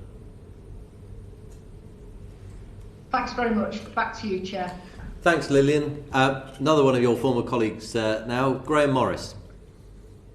Thanks very much, Chair, and good morning, Mayor Khan. Hey, Graham. I'd like to follow up on the very important issues of health and safety and valuing staff, and clearly, everyone on the committee and yourself have already said how appreciative they are of the efforts of staff, and recognising the sacrifices of over 44 London Underground and bus drivers who've sadly lost their lives to the coronavirus. I wanted to ask you particularly about the importance of cleaning. You mentioned it a little earlier. We're all concerned about the prospects of a re-emergence, a second spike of the virus, and it's really vital work that's being done by the 2,000 cleaners who work for London Underground, meticulously cleaning the stations and the tube trains and so on. You yourself have said earlier in the committee that they're doing terrific work, amazing work. It's never been more important, and I think we all agree with that. Many of these workers are subcontracted, they're outsourced, and I'm certainly aware that other big devolved transport authorities, Transport for Scotland and Transport for Wales, in recognition in part of this important work, have said they're going to end or are likely to end the outsourcing of cleaning services, so it's delivered in-house. So can I ask you this, Mayor Khan, in response to earlier questions about the conditions attached to the government package, the support package, is there anything in the negotiations and discussions there that would prevent you bringing the cleaners in-house when the cleaning contract expires in 2022, if that's what you choose to do? Thanks for the question, Graham. It's lovely to see you. So, Graham, firstly, can I just make this point? And it's not an understatement. Our cleaners have saved lives, and it's really important to say that. Our cleaners, before the pandemic got at its worst, we're already doing world-leading enhanced antiviral hospital quality disinfectant. We're also piloting before anybody else longer-lasting 30-day disinfectant. It's a film that goes across key touch points. But also during the course of a day, they were cleaning key busy touch points, and it's really important that they were doing so. I was concerned, Graham, early doors, that because of the contracts they're on with their employers, there is almost a perverse incentive, because of the way SS statutory sick pay works, for them to turn up to work when a member of their household had symptoms, or turn up to work when they think they may have COVID-19. And so we negotiated with their employers, privatised companies. They've got to make sure they pay their staff their salary if they are off sick. And to give credit to the cleaning contractors, the companies, they agreed straight away because they could see it was a false economy, not doing so, because staff would then come to work because they need money to pay their bills and to put food on the table. And that's an example of how, with the contractors, we've looked after our brilliant cleaners. What we do, Graham, is whenever a contract comes to an end, we always look at whether it makes business case and also better quality service, bringing it in or continuing to tender it out. It happens in all our contracts, and we will do so with this contract like we do with the others as well. What we don't do and what we can't do, and I wouldn't do even if I had the monies to do so, is to buy out contracts early doors. It doesn't make sense. But you're right to ask the question, and we will look at the contract when it ends to see whether it makes sense bringing it in or not. Thanks for the answer. Now, I want to give you credit because you're the first politician who I saw on the TV advocating the use of face masks on public transport, which has been adopted nationally. But just in relation to the specific question I asked, and there were preconditions or are preconditions. We've heard about driverless trains and about taking away concessionary fares as a precondition for the Covid support from central government. Is there any such condition being applied in relation to bringing existing tenders, like for example cleaning, which we all recognise as vital, to bringing that back in-house, or is that still a matter for your discretion? No, so Graham, when it comes to the negotiation with the government, I think everything will be up for negotiation and discussion. I'm not sure if the government would be amenable to that, but it's not an issue for the government. It's an issue for the chair of TfL, me. It makes business case to do so in 2022, and it makes sense to do so in relation to improved services, in relation to a variety of issues that we consider when it comes to any contract. There are examples under the previous mayor where he brought contracts in-house because it made sense to do so. Tube lines is a good example. Metro line is a good example. Arguably, Boris Johnson is the biggest nationaliser that London's ever had when he was mayor. And so I'm not sure, I can't predict yet what I'll do with the cleaners. Thanks for clarifying that, and I'll hand back to the chair. Thank you very much. Thank you very much, Graham. We'll move on to our final section, which is restarting London's transport. And so I'll ask Greg to lead us forward. Oh, sorry, I beg your pardon. I was supposed to bring Chris Loader in. Chris, I'm so sorry. Apologies. I thought you'd forgotten me, Mr. Chairman. How could I? Well, I almost did, but please, it's all yours. Sorry, Chris. Good morning, Mr. Mayor. Good morning. It's good to see you. Thank you for coming to speak to us. I just have a few brief questions, if I may. Towards the end of May, the BBC reported that a former board member of TfL, and I quote, said that your operation was institutionally unsafe in the context of coronavirus. And I just wondered if you could comment on that, please. Thanks, Chris, and it's good to see you. So I've seen these comments in the media, and one of the reasons why I was keen to get somebody else to mark our homework, if you like, was just to reassure myself. I mean, not only because of the numbers of people who lost their lives, but because I think it's important for us to check in real time, because there could be a second wave or another pandemic, whether we're doing all that we can. So, Sir Michael Marmot is one of the world leaders in relation to this area. He and his team at the Institute of Health Equity in at UCL are doing a piece of work, Chris, and it's a two-phase work. Phase one is in quick time, looking at all the things we've done to see if there are any occupational hazards that have led to... I'm sorry to interrupt you, but I suppose what I really wanted to understand is whether you agree or disagree, and if you absolutely disagree with him, why?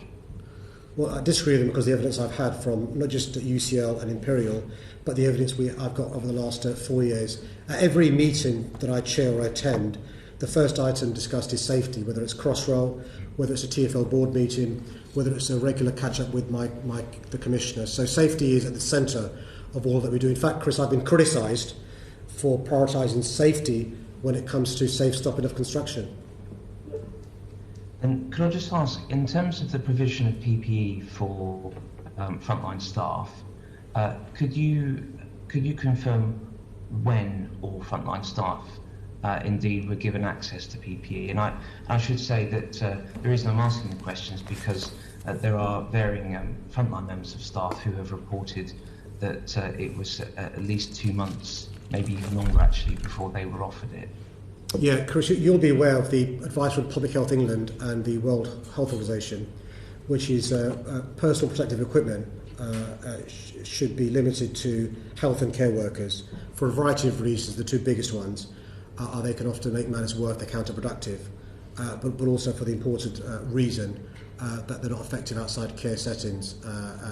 And so we were keen to follow the advice from PHE and WHO. We had made sure we've got the PP ready, and Graham referred to my lobbying the government to change their advice on face coverings, because it's clear to me, although a non-medical face covering doesn't keep me safe by wearing it, me wearing it keeps you safe because I don't pass on asymptomatic or pre-symptomatic the virus. And we made sure these face coverings were available to all our staff from early May when the government advice changed. And so I beg your pardon, so you said early May was when PP was available to all members of staff? It was whatever the government advice changed, Chris, around that time. I can get the exact date. Would you be so kind as to confirm it? Maybe if you can't do the exact date now. But absolutely. What I'll do, Chair, with your permission, is I'll make sure I'll give you the exact date we made all face covers available to staff. Thank you. And just finally, it was reported in the Metro newspaper on the 3rd of March that at the very beginning you urged people to continue to travel on buses and on trains in London. And I think it was also reported in Good Morning Britain that you said there was no risk in using the tube or buses, yet within 2 weeks we had a considerable shutdown. And I just wondered whether you thought that that message at the beginning contributed to some of the difficulties that we saw with sort of if you like, an in excess of demand on the available capacity seen, such as you mentioned earlier at Canning Town. No, so whenever I spoke, whether it's to Metro or Good Morning Britain, it was based on the advice I received. So on the 2nd of March, I met with the Deputy Chief Medical Officer, Dr. Harris, and as late as the 18th of March, SAGE were advising no risk of transmission of the virus on public transport. You're talking about something I said on the 3rd of March. And by the way, confirmation from Imperial, as well as others, that actually public transport per se is not the issue. The issue is community transmission, and that's the issue. And we became aware much later that community transmission was much higher in middle March than was thought by the government or the government's advisors. And the first time I attended Cobra, and I can provide the chair with a date, as soon as I was aware on that date how high community transmissions were, at that stage half of the infections were in London, I changed my advice immediately in relation to people using public transport or people mixing in an unsafe way. The reason for the reduction in public transport was because of the large numbers of staff off either sick, self-isolating or shielding. It went from 97% staff availability to around 60+%. And so we made sure we provided those services that were important to keep key workers going to work. And we've managed to, over the last few weeks and months, increase that from 60% during the worst, 80% mid-April, more than 90% mid-May, to almost 100% now. Thank you. Okay, thanks, Chris. And sorry about that, and sorry to take you back, Mayor Khan, as well. My attempts at effortlessly moving from one section to another proved hopeless. So let's restart the section entitled Restarting London's Transport. Greg. Thank you. Mayor, I hope that you'll agree that restarting the economy is absolutely vital right now. London feels like a very different place when you walk around. You don't see as many people, you don't see the shops bustling, you don't see the pubs, the restaurants, the cafes busy, and that's having a huge impact on people's livelihoods as well as their day-to-day experiences. And so clearly getting people into London or around London is vital. Now, we touched on the congestion charge earlier, and I appreciate what you said about it being putting it back where it was, and the ULEZ back where it was part of the agreement with government. But I think a lot of people were taken by surprise that almost overnight it became 15 quid a day, 7 days a week on extended hours. Had you been preparing for that change to the congestion charge for some time, or was it, like a lot of things under the pandemic, put together in a bit of a hurry? And what was the rationale for £15 for 7 days a week for those extended hours? And can we try and look at it through the lens of answering the question I think a lot of Londoners have wanted answering for a very long time: is it about congestion or is it about revenue? Thanks. First, you mentioned the importance of restart. Just to reassure you, Robert Jenrick and myself are working closely together. We co-chair a transition board for the reasons you've said. It's a really good example of central and regional government working together, and really good representation from businesses, councils and the like, just to reassure you. So in relation to the increase, so over the last 4 years I've had a number of options in relation to increase in the level of charges and widen the scope. This is work that takes place routinely from TfL's. There's nothing new or exceptional about the issue of congestion charge being a regular thing I look at. Ultra-low emission zone was only brought in April 2019, so you look at these things in the round. You'll be aware, for example, I recently made a decision to require private hire vehicles to pay a congestion charge. They've been exempt for many years. So as an example, we regularly review it. So, but the issue is whether we should widen the scope and increase the level. And that was a condition from government. Widening scope must mean, if one follows the definition, Monday to Friday, 7 a.m. to 6 p.m. isn't enough. You need to widen the scope. Urgently was the word preceding widen the scope. And level the scale of the charges. Well, the level can only mean one thing: going up. I can reassure you, number 10, DfT Treasury didn't want us to reduce the level of the congestion charge. So the requirement from the government to get the grant and the loan was we must immediately reintroduce the congestion charge, and to urgently come up with plans to widen the scope and level of the charges. And so then we looked at the work that had been done in relation to this work. And as I said, my deputy mayor is part of this task force that meets regularly with the government. Separately, during this stage, there were bilateral conversations, negotiations taking place between TfL, DfT, number 10 and Treasury. And during these conversations, Heidi Alexander, who some of you may know, explained to number 10 what the intention was, and they fully supported the intention to widen the scope and level of charges. I just say to those Londoners who are concerned, this is a temporary measure. We couldn't do the normal consultation we do normally when an increase happens, but we did notwithstand that have an impact assessment to see how it impacts people, and changes were made in relation to exemptions, for example, NHS workers, council workers, others who were helping during the pandemic crisis. So changes were made because of the assessment, but it was the conditions that led to the widened level of scope. Okay, I don't think this is a controversial point of clarification, because I think you said it on Good Morning Britain. the decision for the £15, the specific detail of the change, the £15, the 7 days a week, the extended hours, it was your decision to do that. Yes, the government said, look at it, please, and see where you can widen the scope, but that was your decision, wasn't it? Oh, the devolved settlement that the chair referred to means it's a mayoral decision. Yeah. Now, the fact that there's a sword of Damocles hanging over my head, or you can use a gun metaphor if you like, is a by the by in relation to the reality. Literally speaking, it's a mayoral decision unless there's a change in legislation. Sure. So, to dig into that a little bit, I've been doing a lot of work with the coach sector. They're a sector that haven't had a particularly the unprecedented support out there. There have been some companies that have fallen through the cracks, and the coach sector is a sector I've been doing a lot of work with. Obviously, they made a lot of noise in London the other day, for good reason, that they are a sector that actually brings a lot of people, not just into London, but all around the country, to go to the theatre, for day trips, for tourism, for things where people come and spend their money in London, shops, bars, cafes, theatres, etc. They're going to be hit by the increased charging. People perhaps wanting to go shopping on a Sunday, or go to church on a Sunday, or coming in from maybe just on the, a lot of Buckinghamshire residents come into London to do their shopping, or for a night out or whatever.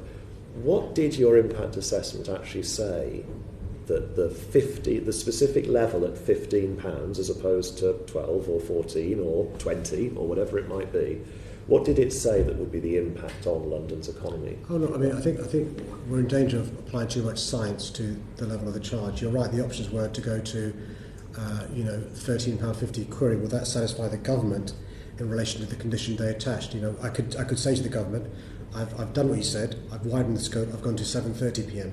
right, rather than 6 p.m. I've increased the level, I've gone to £13. That wouldn't have satisfied the government. And that's why, I can tell you, without breaching confidences, Number 10 supported both the £15 and the widening the scope to include the weekends and to take it to 10 p.m. The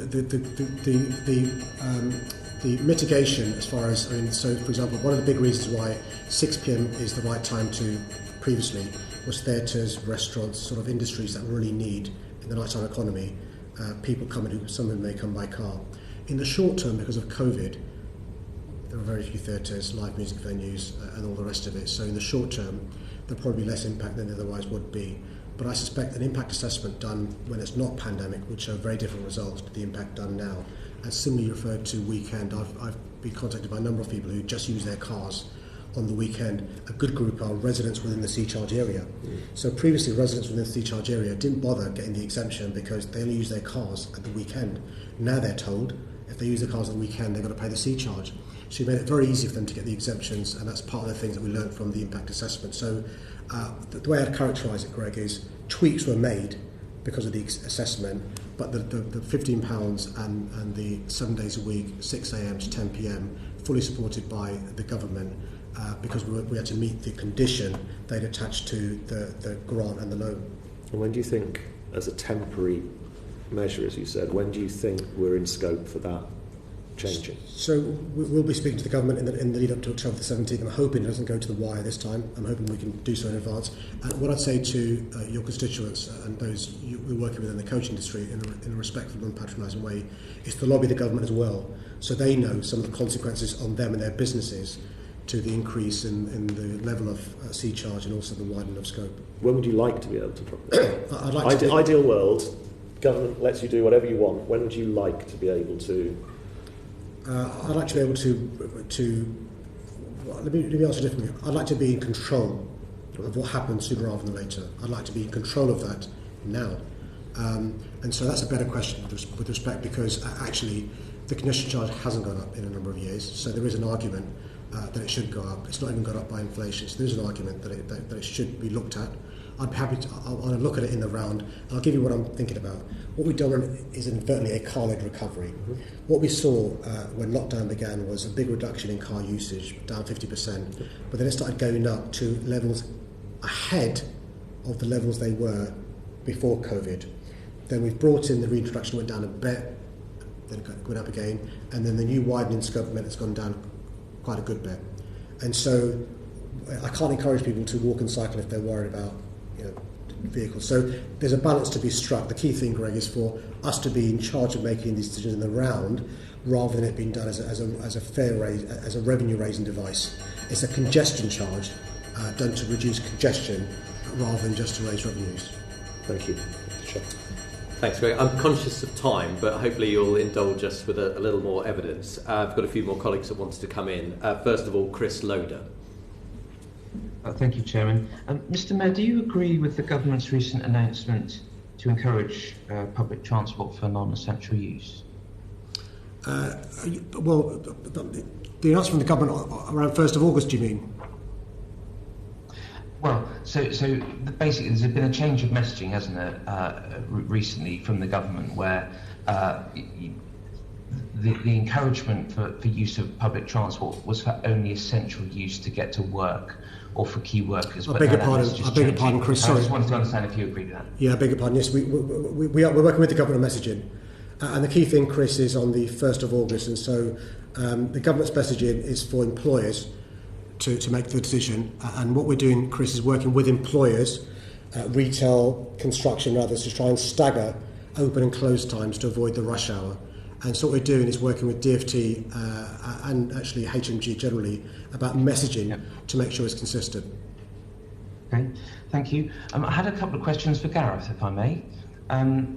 Gareth, could you help us, please, with what you're currently projecting for passenger demand over the next 2 years, taking into account the coronavirus impact, please?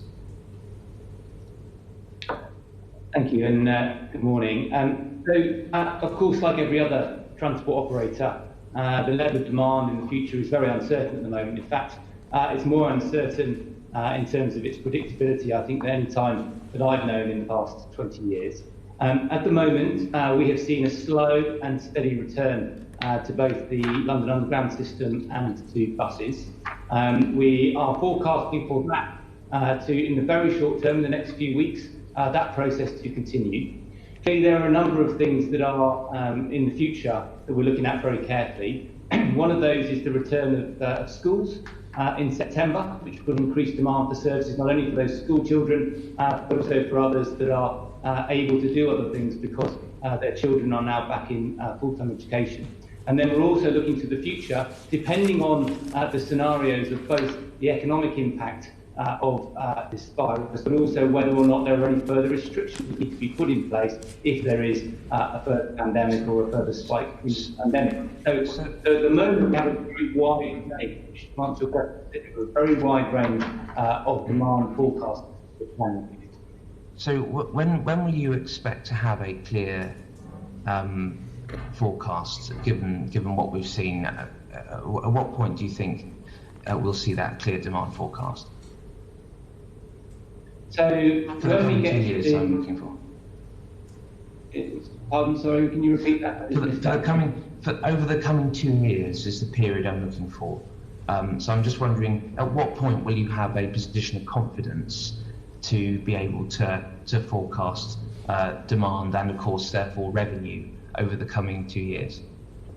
So at the moment, we are looking at a range of different scenarios based on the factors I've just described.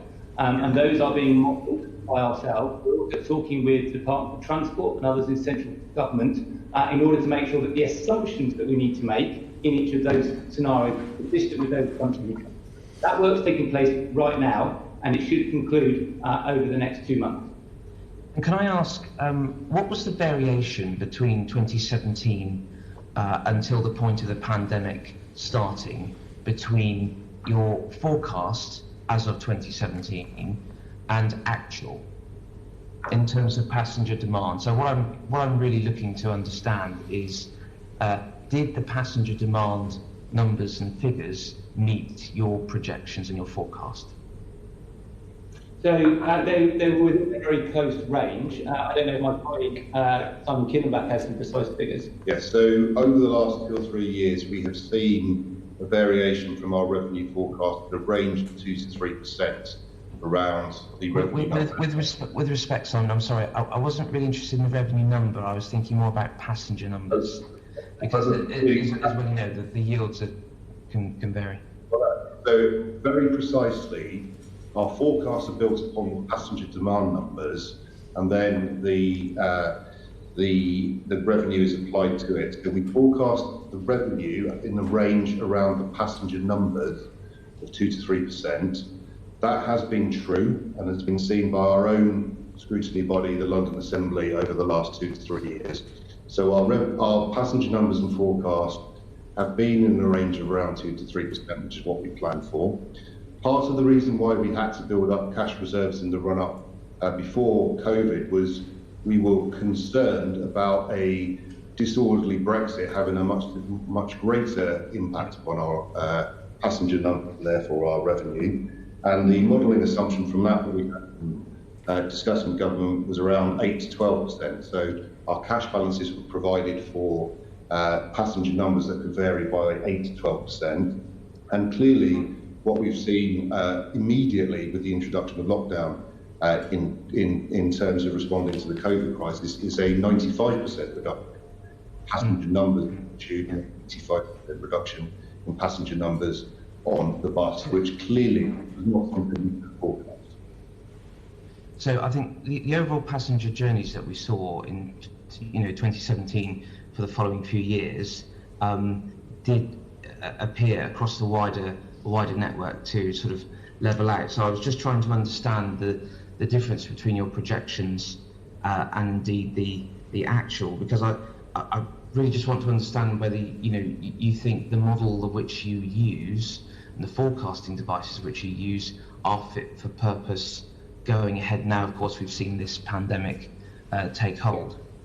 Well, of course, pre-COVID, we'd say that the elasticities of demand have held true for 50 years, but clearly nobody knows what's going to happen with COVID. We are, as Gareth has said, working with the Department for Transport. Recently as yesterday, the Commissioner and I were speaking to the Permanent Secretary and asked to develop a shared model of what these revenues might be in order to have a shared understanding of what these forecasts will be going forward. So we've been working very closely since March with DfT officials and their advisors in Imperial College, and our models are based upon those discussions with DfT and their advisors. And I'm assuming those models and therefore those outputs and decisions would therefore drive an amendment to the service provision in terms of capacity, whether it's frequency or length of train, is that correct? Or frequency of bus, I should say? Well, not necessarily, because one of the conditions that government have asked us as part of the funding package was to run 100% or as close to as possible of services in order to provide When you say of service, do you mean of actual capacity, i.e. seats, or do you mean number of physical buses or trains?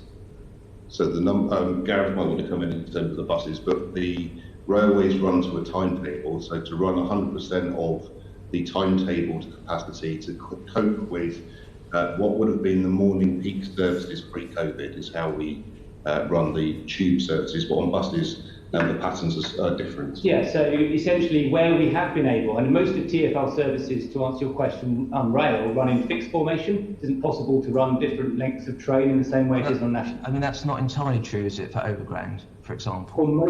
You have units you can attach. Chris, can I suggest we get some of this in writing, because I'm conscious of time and Carl's not spoken yet. I think the overall point I just wanted to understand here was that there's clearly a model, there's clearly outputs. We've heard from the Mayor earlier on about a very clear view that services are not to be changed. And if the Mayor would like to come back, he's very, very welcome. But I'm just concerned, and I'm just keen to get the evidence that we do not spend unnecessarily taxpayers' money to provide a service in effect that's carrying around hot air, and I just want to make sure that we can see that doesn't happen. Shall we return back to you, Ben, so on that point, perhaps? Sure. I mean, we are keen to continue the value for money services provided, and our buses, tubes, trams, overground take far more passengers per unit than the equivalent around the country. And so I'd say with respect to Chris, there's far more hot air being used on public transport around the country than there is in London. Chris, are you okay for me to bring Carl in now? Of course, thank you. Okay, no, thank you. Carl, we haven't heard from you today, and I'm sorry. You're on mute, sorry. Who's muting Carl? Carl, it's not me muting you, Carl. Can I just reassure you? Silence. Scotch any room where it's me. You're in. You better. Is that? Can you hear? Yeah. Sorry, I was just saying. Good morning, Mayor Carl. Some of the questions you've answered so far this morning, and you've obviously blamed the government for lots of your woes that are in fact of your own making, in my view. And one of the reasons you need to be bailed out by the government is that you decided as Mayor to have a fares freeze across TfL, and that has led to a growing income gap. And I just wanted to confirm that is your decision and no one else's. And secondly, you made the decision to ask passengers not to present contactless cards to pay for journeys on buses. Have you or colleagues at TfL made an assessment as to how much your decision has negatively affected your TfL income total and obviously the budget? And so was the Secretary of State correct when he said the measure was unnecessary and you were in fact wrong? And thirdly, coming back to you've been bold some easy ones that you've battered away to the boundary, you made the decision to increase the congestion charge and widen its operating hours in the evenings and at weekends, and you tried to shift the blame for that decision. How does that decision you made help the arts and tourism and hospitality sector across the capital? Because I don't believe it does. So in my view, your decision is not helping the financial situation of TfL nor the recovery of London businesses. You've made those major mistakes, and that isn't a good look as you seek re-election, no matter how you try and deflect it. Well, good morning, Carl. You've been doing a lot of reading just then in your 3 questions, which I'll try and answer without reading. Let me do it. That's fine. And I'll try and hit a few more sixes and boundaries, if you like. So in relation to fares, it was my decision to freeze fares. It was the right thing to do. The average London household has benefited by £200 over the last 4 years. We've continued to have large numbers of passengers using public transport, which has led to us bringing in record numbers of passengers. But also over the last 4 years, we've made massive savings in efficiencies, which have led to a deficit going down from £1.5 billion when I first became mayor to £200 million before the pandemic. Our like-for-like cost of running TfL have gone down over the last 4 years. You said and also, you move on to the questions. We haven't got much time. I'm conscious of that. And also cash balances have gone up. In relation to middle door boarding, again, it was my decision with the Commissioner to say to passengers, please use the middle doors to enter and exit. We can only do so once passenger numbers went down to a level where it's safe to do so. You'll be aware, the buses in London, you enter the front door, you exit the middle door. We had at that stage around 15% of passengers using buses, but also at that stage we had too many bus drivers losing their lives because of this pandemic. We've taken above and beyond measures to keep our drivers and passengers safe, enhanced antiviral cleaning, inspection from others, including trade union members, but also we have in London, unlike other parts of the country, a glass perspex separating the driver from the passenger, but that has holes in it, but also a gap underneath the oyster machine that can lead to the virus spreading. And so we couldn't change the perspex glass, but also we need to keep our drivers safe. And so we took the decision, which other cities around the world have done, which is to close the front door to keep passengers away from the driver and to get passengers entering and exiting the middle door, which meant for a period of 4 weeks we couldn't receive the fares from those bus passengers, which was a 4-week period in this pandemic. And you'll know we haven't had any deaths, thankfully, of bus drivers for a number of weeks now. As soon as we could have the full perspex put up, the gaps closed and the machines restored, we restored the issue of bus passengers paying fares as they've done so, but still for the foreseeable future, Carl, I don't see passengers returning. We've roughly got about 35% of passengers now reusing buses. We want that to go far higher over the course of the next few weeks and months going forward. In relation to the congestion charge, you will have seen in black and white the letter from Grant Shapps to me where he's quite explicit in the condition attached to the grant and the loan, which is that I must reintroduce the congestion charge and I must urgently widen the scope of the congestion charge and increase the level of the congestion charge. I've done so because of the, the and sort it's of... your decision to have done it to the levels that you've done it. And my question to you is, how is that affecting, I'd say negatively, not positively, those businesses and organisations based in London who are trying to recover, obviously, from the pandemic that we've just experienced? And I don't think I've done so because the government required me to do so. One of the reasons why I said in answer to Greg's question, why I think I should be in charge of deciding the level of charges, is for the very reason you're suggesting. I'm more aware of the issues around the culture, the theatres, the museums, the galleries, the live music venues, the creative industries, the restaurants, that with respect civil servants in number 10 or Treasury are, or the politicians are. You've made the decision to increase congestion charging through the evenings and weekends and to the level it is. It's your decision. Well, the level and the length of time. Sorry, Chair, we don't go in circles. The requirement from the government is quite clear. Widen the scope of the congestion charge. Widen the scope can only mean extend the hours and the days, and increase the level of the charges. And the level of the charges. That can only mean the fares going up. So I appreciate and I recognise, Carl, the metaphoric crocodile tears. But if you want to point fingers, I'll suggest point them at number 10 rather than at the Mayor of London. Your masterclass has been very enjoyable. Good. Okay, I think that was a 6, Carl, not even a 4. Okay, well, let's move to the last two colleagues, and I'm very conscious of time. And thank you for giving so much of yours. Lillian and then Ruth. Lillian? And you're on mute as well, Lillian. Sorry. Thank you, Chair. Obviously, we're interested in if people can't use public transport, what can they do instead? And you've already referenced the importance of cycling and walking. Do you agree with the view of London's new Commissioner of Transport, Andy Byford, that most, if not all, of the pop-up cycle lanes that have been created by the Street Space programme should be considered for permanency? Well, can I firstly give credit to Grant Shapps and Boris Johnson for being fully committed to the active travel agenda.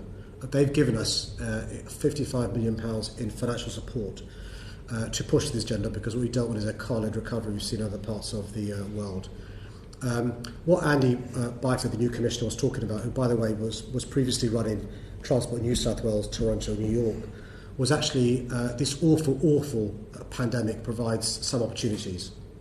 And one of the opportunities is to accelerate the numbers of people walking, cycling and using public transport. As I said earlier, currently about 64% do so.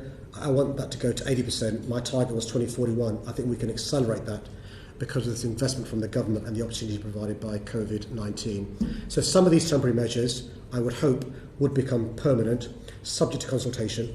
I'm hoping over the next few weeks and months, Londoners see the benefits of widening pavements, of safe segregated cycling, of the school streets, of the work with the councils we're doing, and will then, when it comes to consultation, respond positively. We're tweaking some of them, Lillian, in real time, because we've done them quickly, we've realised there are some unintended negative consequences, and I want to thank all MPs and councils and stakeholders who've got in touch with us. We'll continue to make tweaks over the course of the next period.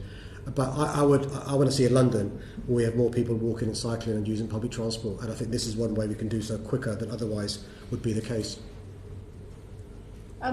You'll know that the government are also piloting the use of rental e-scooters. London's got a very successful bike scheme, docked bikes that are in use. What role do you think e-scooters might play in the future transport mix in London?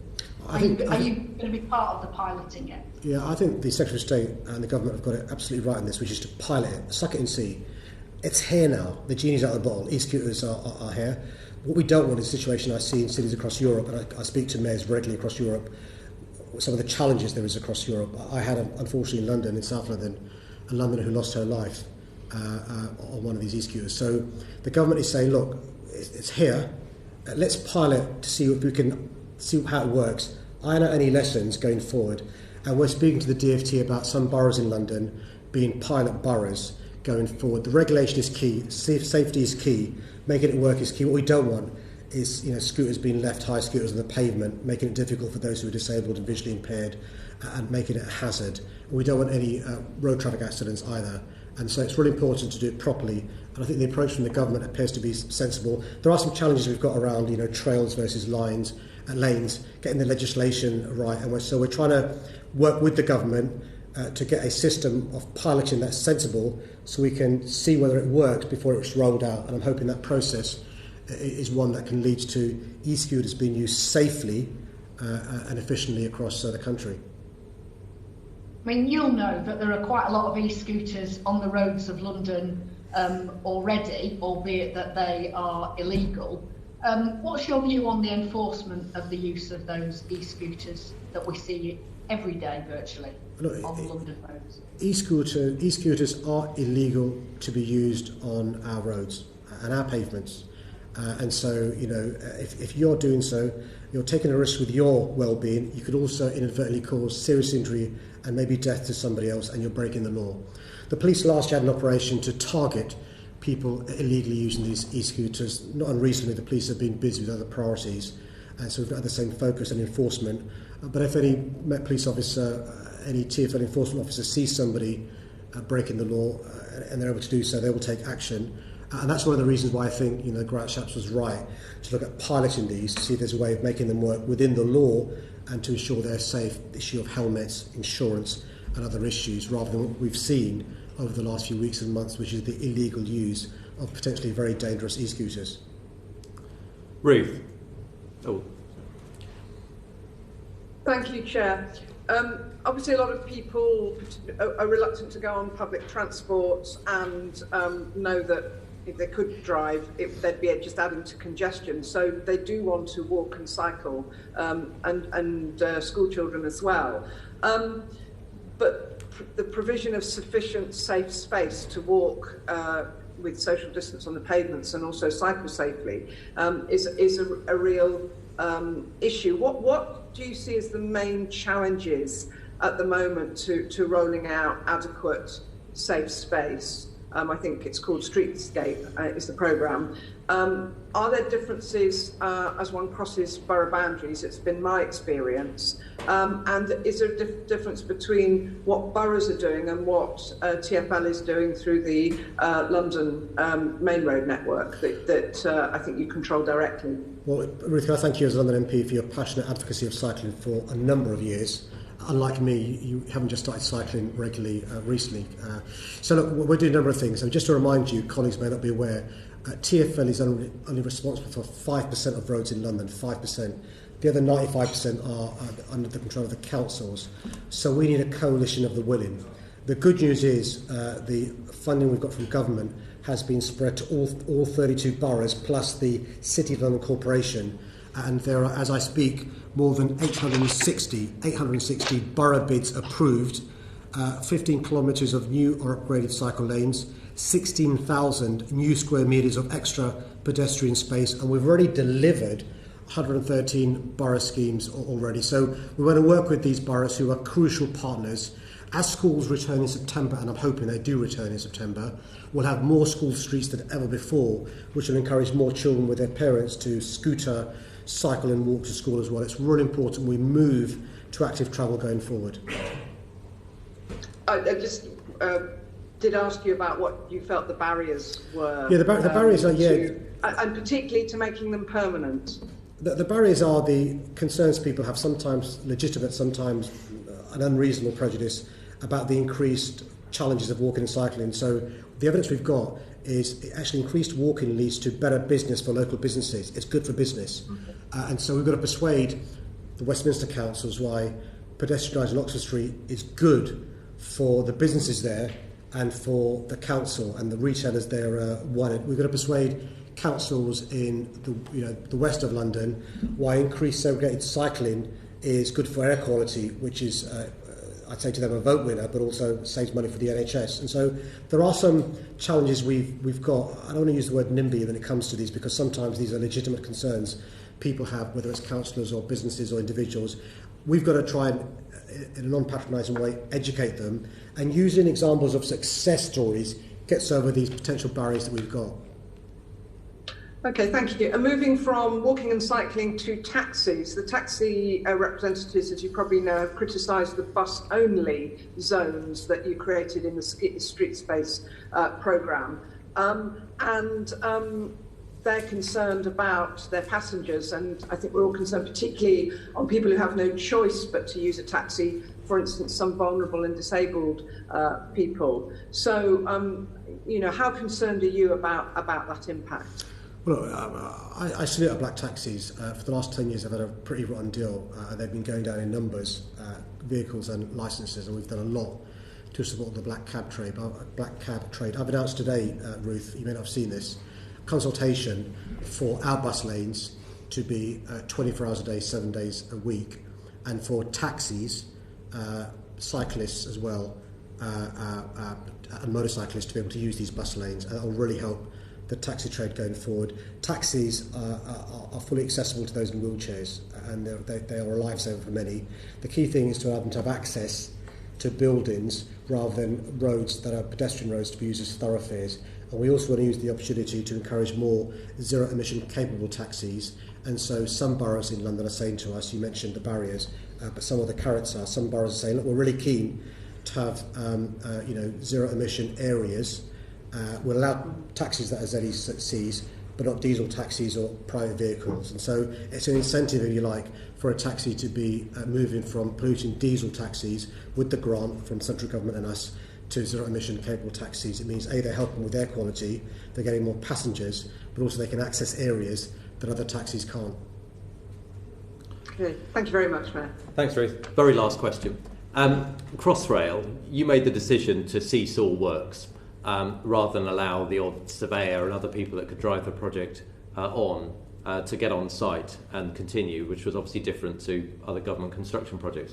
Looking back, and this is a good closing question, I hope, for you, do you regret that measure, or is there any other measure that you've worked on in the last few months that you think you could have done differently? I'm sure there are many things, Chair, that we could have done differently, and we will learn in real time. And just to reassure you, we are not complacent at all. I don't want to give any impression that we're complacent. I'm just very proud of TfL. But you're right to have, I think we should all have the humility to say, can we have done things differently? In relation to Crossrail, I'm quite clear, though, that in all our construction, like in the services we provide, safety's got to be paramount. So it's not true to say all work stopped. A lot of the software upgrading still took place. We can do that safely. A lot of the assurance work has been taking place. In fact, the productivity of assurance work, we've got a lot of assurance work around safety, has been the greatest it's been during the pandemic. So it's not true to say everything stopped. One of the things I've asked my team to do with independent experts, UCL, Imperial, is to look at what more we can do. One of the reasons I welcome working with the government, whether it's KPMG or DFT, is to see if we can do things differently. I regularly speak to mayors and leaders across the world to do so as well. The new commissioner's got experience from New South Wales, Toronto, New York. He says, he's already saying to me, listen, I know that you've always done things this way, but how about this way? I think that's the attitude we've got to have running TfL, and I look forward to the report from the Select Committee. I've no doubt some of the recommendations you make will want to run with, because I'm sure that will lead to better service that's in all of our interests. Well, thank you. You've given, to use the cricketing metaphor that we've had throughout, you've been at the crease, but now for 2.5 hours, and you've given us an awful lot of evidence. And thank you to Gareth and Simon as well. And also, as I just stated, we wish everybody, not just in TfL, but in City Hall, well, and particularly you as the office holder that leads it forward. So thank you again for the evidence, and it just concludes for me to say order, order. Thank you. Cheers, you. Very kind.